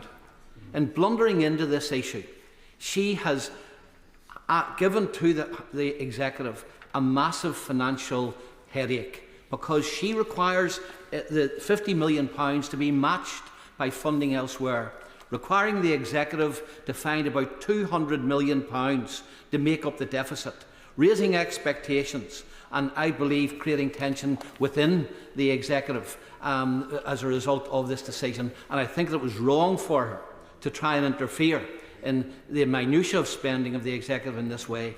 On a general point, I think that maybe in the autumn, many people who will welcome the headlines today will be regretting the tax increases that they're going to face to pay for the announcements today. Well, the announcements today are all within the envelope that I've already set out through the tax increases and the changes to the fiscal rules in the autumn and then the decisions in the spring statement. All we have done today is allocate the envelope that we already set out. As I said at the time, public services would now need to live within the means that we set at that budget. This does not spend a single penny more or a single penny less than the money that was already allocated. And on the specific issue that he's raised, I'm very happy to pass on what he said to the Northern Ireland Secretary and to ensure that there's a meeting between the relevant Minister and the relevant Members of Parliament. Andy McNair. Thank you, Madam Deputy Speaker. I wholeheartedly welcome this statement. It's a true Labour package that backs Britain and reverses years of declinism and the party's opposite. They seem to have given up on Britain. But I also particularly welcome... Well, yes, declinism on the very benches. But I also particularly welcome the results of the Green Book review. This will get investment into the places that need it most. And in this regard, will the Chancellor agree with me that whilst it is big projects and city schemes that will get the headlines, it's absolutely vital that the full benefits of renewal are felt in small towns, but those that make up my constituency of Rosendale and Darwin, and at these previously left behind places, must be at the forefront of our thinking as we develop local transport and infrastructure delivery plans. I thank my honourable friend for his question. He's one of the many MPs who has spoken to me about the need to reform the Green Book, and I thank him for feeding in his concerns about the ways in which the Treasury has previously looked at requests for investment. And I'm pleased that for the people of Rosendale and Darwin that we can start making a difference to those communities that were forgotten about for 14 years under the Conservatives. I was also very pleased to be in his constituency at the end of last year to open the 100th banking hub on a local high street in his community. John Milne. Thank you, Madam Deputy Speaker. I welcome the Government's decision to widen access to free school meals, a long-standing Liberal Democrat policy. But Castlewood Primary School, in my constituency of Horsham, tell me that they are currently losing 56p for every single meal they provide. Will the Chancellor undertake to fully fund school meals, or else is she asking schools to choose between teaching and eating? I'm really pleased that what we've set out today will lift 100,000 children out of poverty by providing free school meals to an additional 500,000 children. Real terms funding for schools is increasing. Real terms of funding per pupil is increasing to ensure that schools are able to provide these free school meals and the teaching that our children need. Matt Bishop. Thank you, Madam Deputy Speaker. Can I thank the Chancellor for the announcement today of the extra funding for crumbling schools. As we know, schools across the country have been left to fail under the last 14 years of the previous government. Can I ask the Chancellor how establishments such as Forest High School in my constituency, that is literally crumbling day by day and at serious risk of closure, can access those vital funds needed to remain that we can provide the service required for students in the Forest of Dean? Well, I thank my honourable friend for raising those concerns about schools in the Forest of Dean and that school in particular. It's not good enough, the state that schools are in at the moment after 14 years of Conservative government. And after what they did in the 80s and 90s, I didn't think that even a Conservative government would leave schools in the state that they have. But your example is one that many MPs will be able to talk about in their constituencies as well. I will make sure that the Department for Education and the Education Secretary hears about the specific case that you've raised, because we do want to improve the conditions that our young children are taught in. Gideon Amos. Thank you, Madam Deputy Speaker. I thank the Chancellor for her statement. As well as freeing people up by tackling a social care crisis, the real way to get growth that we all want to see in this country is a target for publicly funded social homes, albeit I welcome the funding that has been found for housing, and funding for the infrastructure that communities want to see, which will unlock tens of thousands of homes. Wellington and Columpton Stations project was something I raised with the Chancellor last summer, and she said at the dispatch box that it would be going ahead because it had started. That project will bring £180 million of growth to the Cardiff-Bristol-Exeter corridor and generate hundreds of new jobs. Are my constituents right, and a genuine question to the Chancellor, are my constituents right to be dismayed that there is no mention of any South West projects in the statement today? Well, last week we set out additional money for the Mayor for the West of England, and we've also announced today a fourfold increase in local transport funding, which is something that will be available for communities across the country. But the Honourable Member says that he wants to grow the economy. It's very disappointing then that the Liberal Democrats voted against the Planning and Infrastructure Bill yesterday, which will do exactly that. Yuan Yang. Thank you, Madam Deputy Speaker. I strongly congratulate the Chancellor for the impact she's already had by reforming the way the Treasury works, in particular to unlock the capital investment that we need for the future of our economy. I also commend her for her commitment to our future generations through her funding for schools and extension of free school meals. Will the Chancellor continue to work with the Treasury to change the way that it appraises the benefits of human capital investment to ensure that there is sufficient funding, particularly for early intervention into SEND, particularly for local authorities like mine in Reading and Wokingham? I thank my honourable friend for welcoming the reform we've brought in at the Treasury, the reform to the fiscal rules to unlock money for investment, the reform with financial transactions to enable more money to be spent through public finance institutions, and particularly the reform of the Green Book. My honourable friend is absolutely right to mention the importance of human capital, and that's why in the spending review today we've announced a significant investment in skills and also in ensuring that children are ready for schools through investment in the early years. Will Forster. Thank you, Madam Deputy Speaker. As the MP for Woking, I represent the most bankrupt and indebted local authority in the country. Therefore, I was very disappointed that it appeared the Chancellor didn't mention councils or local government once in her statement. I am more disappointed in the detail of the statement that the government is only investing an extra 1.1% in local government next year and the year after. What does the Chancellor say to councils across the country and to my constituents of Woking to justify that lack of investment? Well, that's real terms increases in spending every year that this Labour government are giving to local authorities, and that compares to the Conservative Liberal Democrat administration from 2010 to 2015 that cut real spending by 2.9% every year. So I'm much happier to stand on my record as Chancellor than what the Liberal Democrats did when they had a chance of being in government. Anna Dixon. I'd like to thank the Chancellor for listening to the priorities of people in my constituency of Shipley and across the country and investing in our schools. It was great to see examples of the free breakfast clubs in action at Belden Glen and Beckfoot Priestthorpe recently. And I'm delighted to hear today that the Labour government will be putting some £2.3 billion to fix our crumbling schools. I visited Eldwick Primary School, where pupils were being taught in a temporary building with half their school out of action due to RAC. So can the Chancellor reassure those pupils in Eldwick that they can finally get back to their classrooms? I'd like to thank my honourable friend for the passion with which she speaks about schools, which is something I very much share.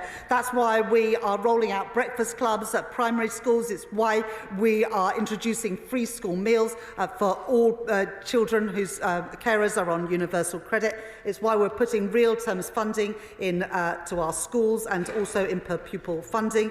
And it's why we are addressing the terrible situation of children being taught in temporary classrooms and crumbling schools. And I'll make sure that Department for Education hears about the experience in Shipley to hopefully ensure that that school is on the list.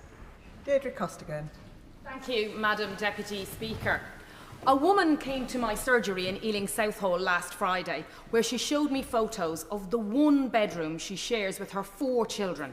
5 of them sharing beds, living with black mould on the walls, and all the kids having been hospitalised with no doubt related bronchial infections. It's temporary accommodation, but she's been there 10 years, and it's not unusual. Does the Chancellor agree that today's record £39 billion investment in social and affordable homes marks an end to Conservative austerity, an end to their failure to build, and that it will finally give hope to families stuck in damp, overcrowded flats in London and across the country? It's stories like that which my honourable friend has just told, which is exactly why the Deputy Prime Minister and myself have prioritised investment into affordable homes, because nobody should have to live in those sorts of conditions in the 21st century. And with the reforms that we're making and the money that we're putting in, they won't have to for much longer. Adam Thompson. Thank you, Madam Deputy Speaker. And can I thank the Chancellor very much for her statement today. I particularly welcome all of the choices that she made, but especially the investments in Derby and the wider East Midlands, which are going to be an enormous boon to my constituents in Erewash. I also warmly welcome her commitment to end the use of asylum hotels in this Parliament. The Tory party let the asylum system get completely out of control. Does the Chancellor agree with me that investment now will result in savings of billions as the system gets fixed? I thank my honourable friend for that intervention. The investment that we're putting into Derby and also into Nottinghamshire is significant. Small modular reactors, investment in defence, investment in fusion as well, creating good jobs, paying decent wages right across the East Midlands. And on the issue of asylum hotels, I don't think that taxpayers' money should be used for this purpose, and that's why we are reducing the cost of asylum accommodation, I think by around £1 billion during the course of this Parliament, and ending the use of asylum hotels. Andrew Lewin. Thank you, Madam Deputy Speaker. It is a source of pride to see a Labour Chancellor announce such a transformative programme for social housing. And my hope is that the boost to the Affordable Homes programme can also be used to help unlock stalled projects, like in my constituency in Welwyn Garden City, where's a Metropolitan Thames Valley development right adjacent to the station that needs to get motoring. So I want to thank the Chancellor for her investment today and ask if she agrees with me that our message to councils and housing associations is that we back you and now it's time for you to build. The changes we've made to the planning system, the changes we are making through the Planning and Infrastructure Bill, gives the opportunity to build. And what we've done now is back that with money through the Affordable Homes Grant to ensure that we included in that is a good proportion of social and affordable housing for all the reasons that honourable members have mentioned, and particularly around this issue around housing around stations. There's huge potential there. The infrastructure is there. We want to have the housing there too. Dr. Lauren Sullivan. Thank you very much, Madam Deputy Speaker. Can I thank the Chancellor for the spending review? And after being a local councillor for nearly a decade, local austerity is over, so thank you. In Gravesham, Labour-led council, we have given thousands of permissions for stalled brownfield sites. Many of these are needed for the homes that we need in Gravesham. Can I seek reassurance from the Chancellor, that this could be supported by Homes England to deliver and retain council, social and truly affordable homes for our community? I thank my honourable friend for that question. I know that there's a great need for affordable homes in Gravesham, and what we've set out at the spending review today, as well as the planning reforms that we've brought in and continue to bring in, opposed by, I think, all of the parties opposite, we can get those homes built for local families in Gravesham. Jack Abbott. Thank you very much, Madam Deputy Speaker. And can I also welcome a huge raft of announcements today, not least the announcement that we're going to be expanding free school meals, which will benefit 6,500 children in Ipswich. But I also want to celebrate the enormous multi-billion-pound green light for Sizewell C. We all know its national importance, from energy security to powering 6 million homes, but I can't overstate the difference this will make, particularly to young people in Ipswich and Suffolk, which now have the promise of a skilled, secure, well-paid job. So can I thank the Chancellor from the bottom of my heart for the investment in my town and my county, and can she expand about how else the new age of nuclear will benefit our whole country? Thank my honourable friend for that question. And the Prime Minister was in Ipswich with my honourable friend yesterday, I think at a local college, and the Prime Minister came back from that visit even more determined to crack on and build this, the nuclear power station in Suffolk at Sizewell, because of the impact it will have, not just on bringing down bills, but bringing good jobs to Britain, bringing good jobs through the supply chain, and ensuring that young people can have their hope and their future back, knowing that they're going to be good jobs in the places that they live, where they can make a career for themselves and bring prosperity to their families and their communities. Yeah. Daniel Francis. Thank you very much, Speaker. I know my constituents across Bexley and Crayford will welcome the investment the Chancellor's announced today for new affordable housing. The government's set ambitious targets for 1.5 million homes, including 88,000 homes across London. To reach these targets, alongside investment in affordable homes, we'll need investment in new transport infrastructure, projects like the DLR extension to Thamesmead, which is forecasted to unlock up to 40,000 new homes in brownfield sites across two of the most deprived boroughs in London. So can the Chancellor reaffirm the government's support for this important project and commit to providing funding for it? I thank my honourable friend for that question, and Bexley Heath and Crayford is a part of the country that he knows, that I know well, and there is huge potential in Bexley Heath and Crayford for more homes and more investment. We've set the budget now for the Department for Transport. We're going to be setting out the 10-year infrastructure plan next week to unlock more investment, both public and private, in housing and in transport. Madam Deputy Speaker, one of the first pieces of casework I picked up was of a young woman pushing her two children through central Wednesbury. We moved to the side and she told me she was in temporary accommodation, and then she showed me the insect bites up her arm. In my council's area, there are 21,000 people on the housing waiting list, nearly 550 families in temporary accommodation, awful substandard B&Bs, multiple buses to get their kids to school. So can my right honourable friend confirm that our share of the £39 billion for council and social housing is coming to Tipton and Wednesbury and Coseley, to the Black Country, to the West Midlands, to build the homes for local families that we need? It absolutely is. Lawrence Turner. Thank you, Madam Deputy Speaker. I was delighted to hear the official commitment today in backing the Midlands Rail Hub, and I'd like to thank the Chancellor and the Transport Secretary for listening to the at times persistent representations in support of this essential project. We inherited a set of engineering plans with no money behind them. Now there's a chance to turn them into something real, and this is good news for Birmingham. It's good news for the economy of the West Midlands. At the centre of those works is Kings Norton Station in my constituency. We need the works there to unblock the cross-city line, and on a matter of literary heritage, Kings Norton is also the birthplace of Thomas the Tank Engine. The Reverend Audrey lived a few yards down the road. Wouldn't it be a great tribute if space could go in the ground for the 80th anniversary next year? So will the Chancellor and her officials work with local representatives so we can understand which of those individual projects are going to be started first, and we can finally restore Kings Norton Station to its former glory? I once spent a day at Thomas the Tank Engine Wells, but I hope that the trains that we're going to be investing in and the tram lines may be a little bit less talkative and a bit more productive. The reason I mentioned my honourable friend in my speech today is because he has persistently lobbied for the Midlands Rail Hub, and we're very pleased as a government to be able to make that commitment today that will benefit his constituents and many others as well. Kevin Bonavia.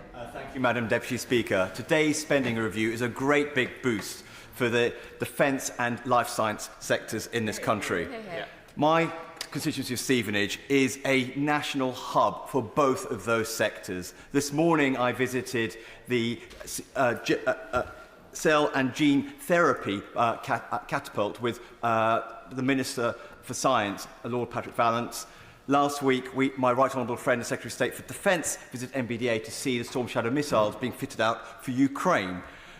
Today's extra investment will be a great big welcome in my town of Stevenage.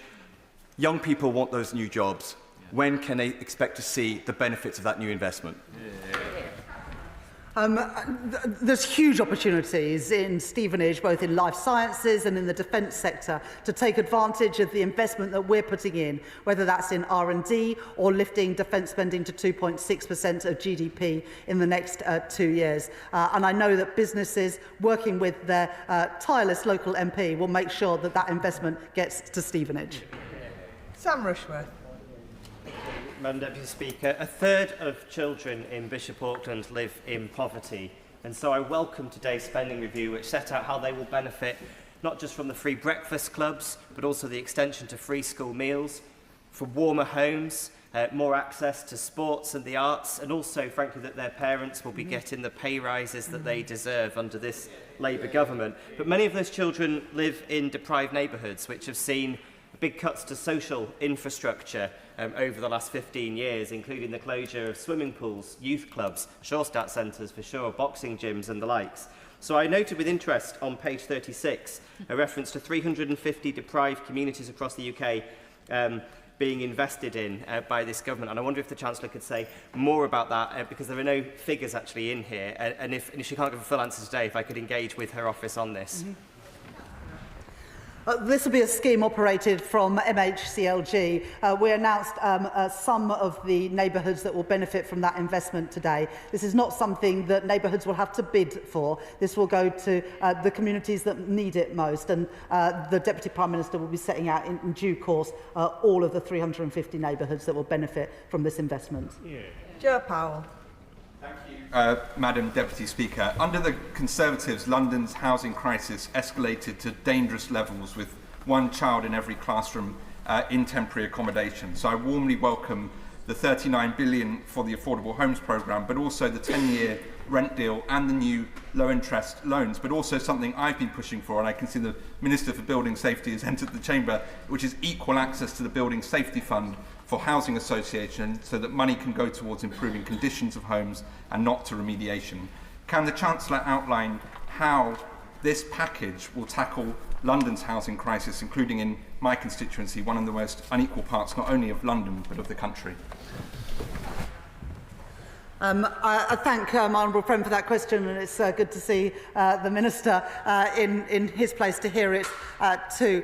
It's really important that as we invest in the social and affordable housing our capital city but our whole country needs, that we're investing in the right places, but also it has the potential not just to provide the homes that people need, but also reduce that pressure on local authority budgets and national budgets, where so often they are picking up the costs of failure because of the failure of previous governments to invest in social and affordable homes.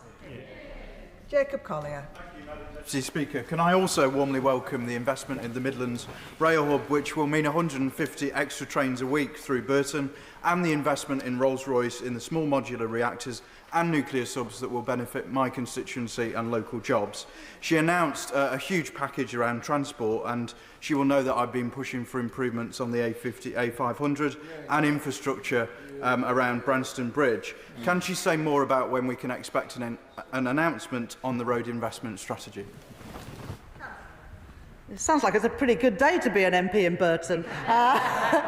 We're pleased to be able to make those investments both in the Midland mainline hub, but also those investments in nuclear technology, as well as the additional housing investment that will go into Burton and places across the country. The allocation has been made to the Department for Transport, and the Secretary of State will set out in due course, and we will be setting out more detail in the 10-year National Infrastructure Plan next week.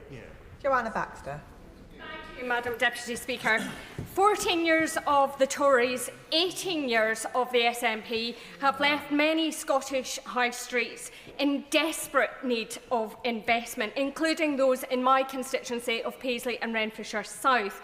So I welcome the Chancellor's announcement today to invest in new community funds, bringing the total of UK Government direct investment in Scottish local growth funding to almost £1.7 billion.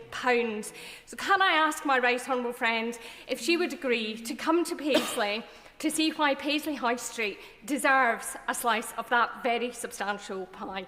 Yeah. Well, I thank my honourable friend for that kind invitation. I look forward to being with her in Paisley and Renfrewshire before too long. It is the case that too many high streets, after 14 years of Conservative government, but the additional 18 years of SNP government in Scotland has left many communities on their backs. And the investments that we've announced today in this spending review, and particularly the multi-year nature of these investments, is about turning those communities around so that more people can have pride in the places that they live. Elsie Blundell. Thank you, Madam Deputy Speaker. I welcome the Government's announcement of an additional £2.5 billion into Greater Manchester. This will have a real benefit for my constituency and the town of Haywood, which will get the tram for the first time. What can the Government do, together with the Greater Manchester Combined Authority, to make sure we get shovels in the ground as quickly as possible? Chancellor. I thank my honourable friend for that question, but I would also like to thank her for the lobbying that she did. Because of the efforts of my honourable friend, Haywood will now get that metro station, and working together with the Mayor of Greater Manchester, we will ensure that those spaces are in the ground quickly so that her constituents can benefit from this additional investment that this government is putting in. Dr Zabir Ahmed.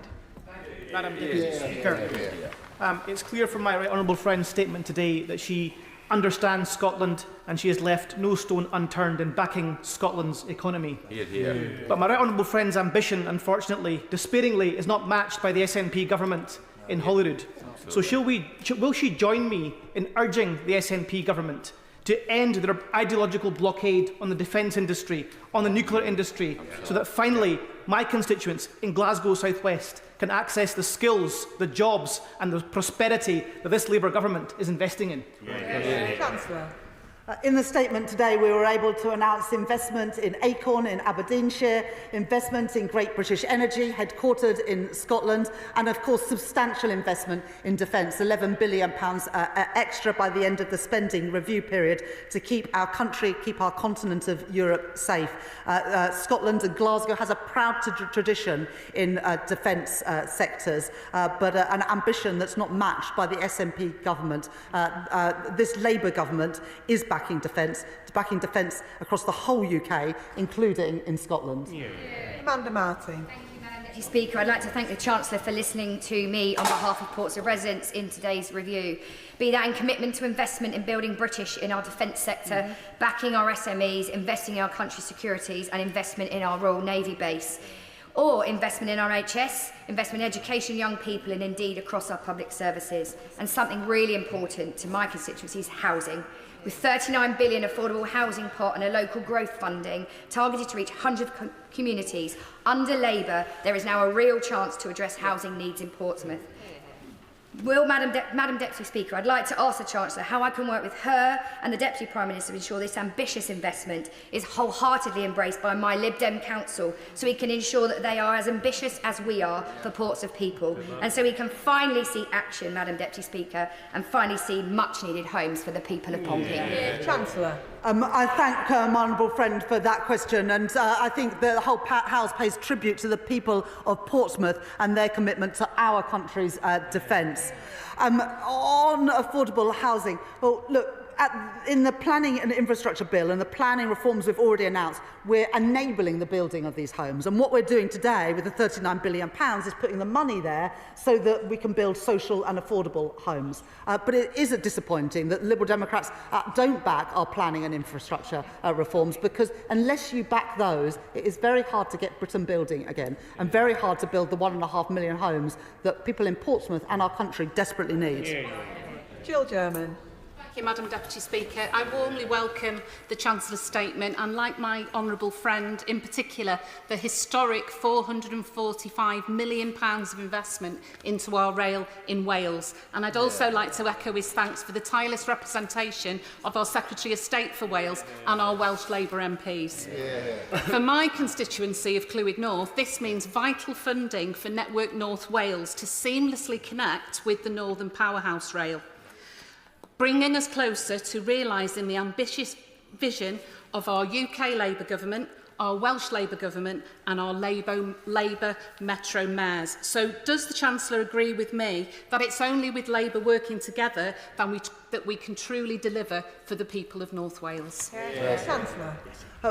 We've finally got a Labour government here and a Labour government in Wales to work together for the people of Clwyd North and all people right across Wales to make those investments, including the significant investments today that we've announced in transport. And I'd like to pay tribute to all of the Welsh Labour MPs who have lobbied me so extensively to get this investment into Welsh Rail. I was left with no doubt about what the priority was for the people of Wales: transport investment, as well as the investment that we put into coal tip safety. And I'm pleased to have been able to set that out in the spending review today. John Slinger. Thank you, Madam Deputy Speaker. In the age of anger that our opponents seek to exploit, we need a responsibility revolution. And this government has taken responsibility by taking tough decisions to stabilise the economy and carry out the long-term reforms. So, does my right honourable friend agree that it's her responsible approach, not cakeism 2.0, Trussonomics or reforms fantasy economics, that enables today's very welcome investment that will benefit my constituents, whether it's in healthcare or indeed the green transition and defence investment that will help GE Vernova employ hundreds more people in my constituency of Rugby? Chancellor. I thank my honourable friend for that question. We had to make difficult decisions last year to put the public finances on a firm footing after the appalling economic management of the party opposite, which sent interest rates soaring and put pensions in peril. Something that was welcomed, I think, a big supporter of Liz Truss, the current Shadow Chief Secretary to the Treasury, and that's why he's got the word shadow at the front of his name. Economic responsibility is absolutely essential. I set out the envelope for public spending in the budget last year, and we've allocated that money today. Not a penny more, not a penny less. Mark Ferguson. Madam Deputy Speaker, a Labour government, a Labour Chancellor, a Labour plan. 500,000 children getting free school meals. Huge investment in our National Health Service, jobs and opportunities closer to home, and £39 billion for affordable housing. Fantastic for my community. But does she agree that people in Gateshead and Wickham may benefit the most from the changes that she made to the Green Book? And does she also agree with me that it gives communities like mine huge opportunities for the future? Chancellor. My honourable friend has been a big advocate of reforms to the Green Book, and we're pleased to be able, after setting up that consultation in January, announce those changes today to get more investment in places including in the north of England, in Gateshead and Wickham. But my honourable friend is also a big champion for free school meals, and I'm really pleased that in this spending review 500,000 more children will get free school meals, lifting 100,000 children out of poverty. Lorraine Beavers. Thank you, Madam Deputy Speaker. I welcome the government's commitment to investing in Britain's future, tearing up the old rule book which held back constituencies like Blackpool, North and Fleetwood for too long. My constituents need to feel the benefits now. We need better transport infrastructure, including our train line reopened, and more jobs. Can the Chancellor confirm that Blackpool, North and Fleetwood will get the attention the party opposite refused to pay it? I thank my honourable friend for that question, and Blackpool will benefit from the Affordable Homes Programme, from the free school meals for children, from the rollout of breakfast clubs, but also stands to benefit from the increase in the local transport grant, which we're increasing fourfold compared to the plans we inherited from the party opposite. Jim Dixon. Thank you, Madam Deputy Speaker. People in my constituency of Dartford will hugely welcome today's statement, not just for the investment in public services, so in schools, in the NHS and in new homes, but also the commitment to investment in transport infrastructure, because people in Dartford are sick and tired of living in terrible congestion caused by the Dartford crossing, but also due to the collapsed Galley Hill Road in Swanscombe. So can the Chancellor reassure me that not only will families be better off in Dartford as a result of the spending review, but also it will help to get Dartford moving? You've got the I thank my honourable friend for that question. And in January this year, I did give this government's backing to the Lower Thames crossing. We've set out the allocation for the Department for Transport and the Secretary of State for Transport, and the 10-year infrastructure plan will set out more detail in due course. Claire Hughes. Deputy Speaker, can I thank the Chancellor for her statement and for what is a record-breaking settlement for the Welsh Government to invest in public services in Wales. Right. On rail, so I understand that the honourable member opposite might not be happy with the announcement, but I'm sure that my constituents in Bangor Aberconwy, as well as those of my constituency neighbour for Clwyd North, will be absolutely delighted. They rely on the North Wales Main Line to get to work. So will the Chancellor agree with me that investment in rail is about so much more than trains and tracks? It's about connecting people across Wales with opportunities and jobs. Chancellor. I thank my honourable friend for that question and also for making those representations to myself and to the Secretary of State for Transport of the importance of better rail connections so that people in Bangor and Aberconwy and across North Wales can better access good jobs and public services. And that's why we've put that £445 million in at the spending review today. And the final question, Gregor Poynton. Thanks all for staying. Thank you, Madam Deputy Speaker. I warmly welcome the Chancellor's statement today. It shows that this Labour Government is investing in Scotland's renewal, and I particularly welcome the funding allocation for the Acorn Capture Storage project. It is a project that will unlock billions of pounds of private investment and create high-quality jobs in Scotland. Can I ask then the Chancellor how this will create jobs in my constituency of Livingston and also support sites like Grangemouth to thrive? Chancellor.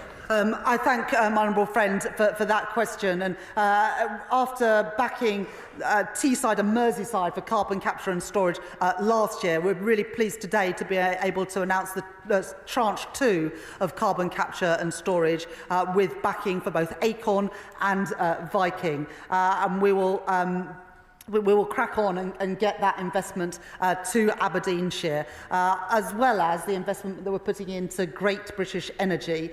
We know the huge potential that Scotland has to contribute to those jobs and industries of the future, whether that's in energy security, defence and so much more. And that's why we are backing Scotland with this spending review. That concludes the statement.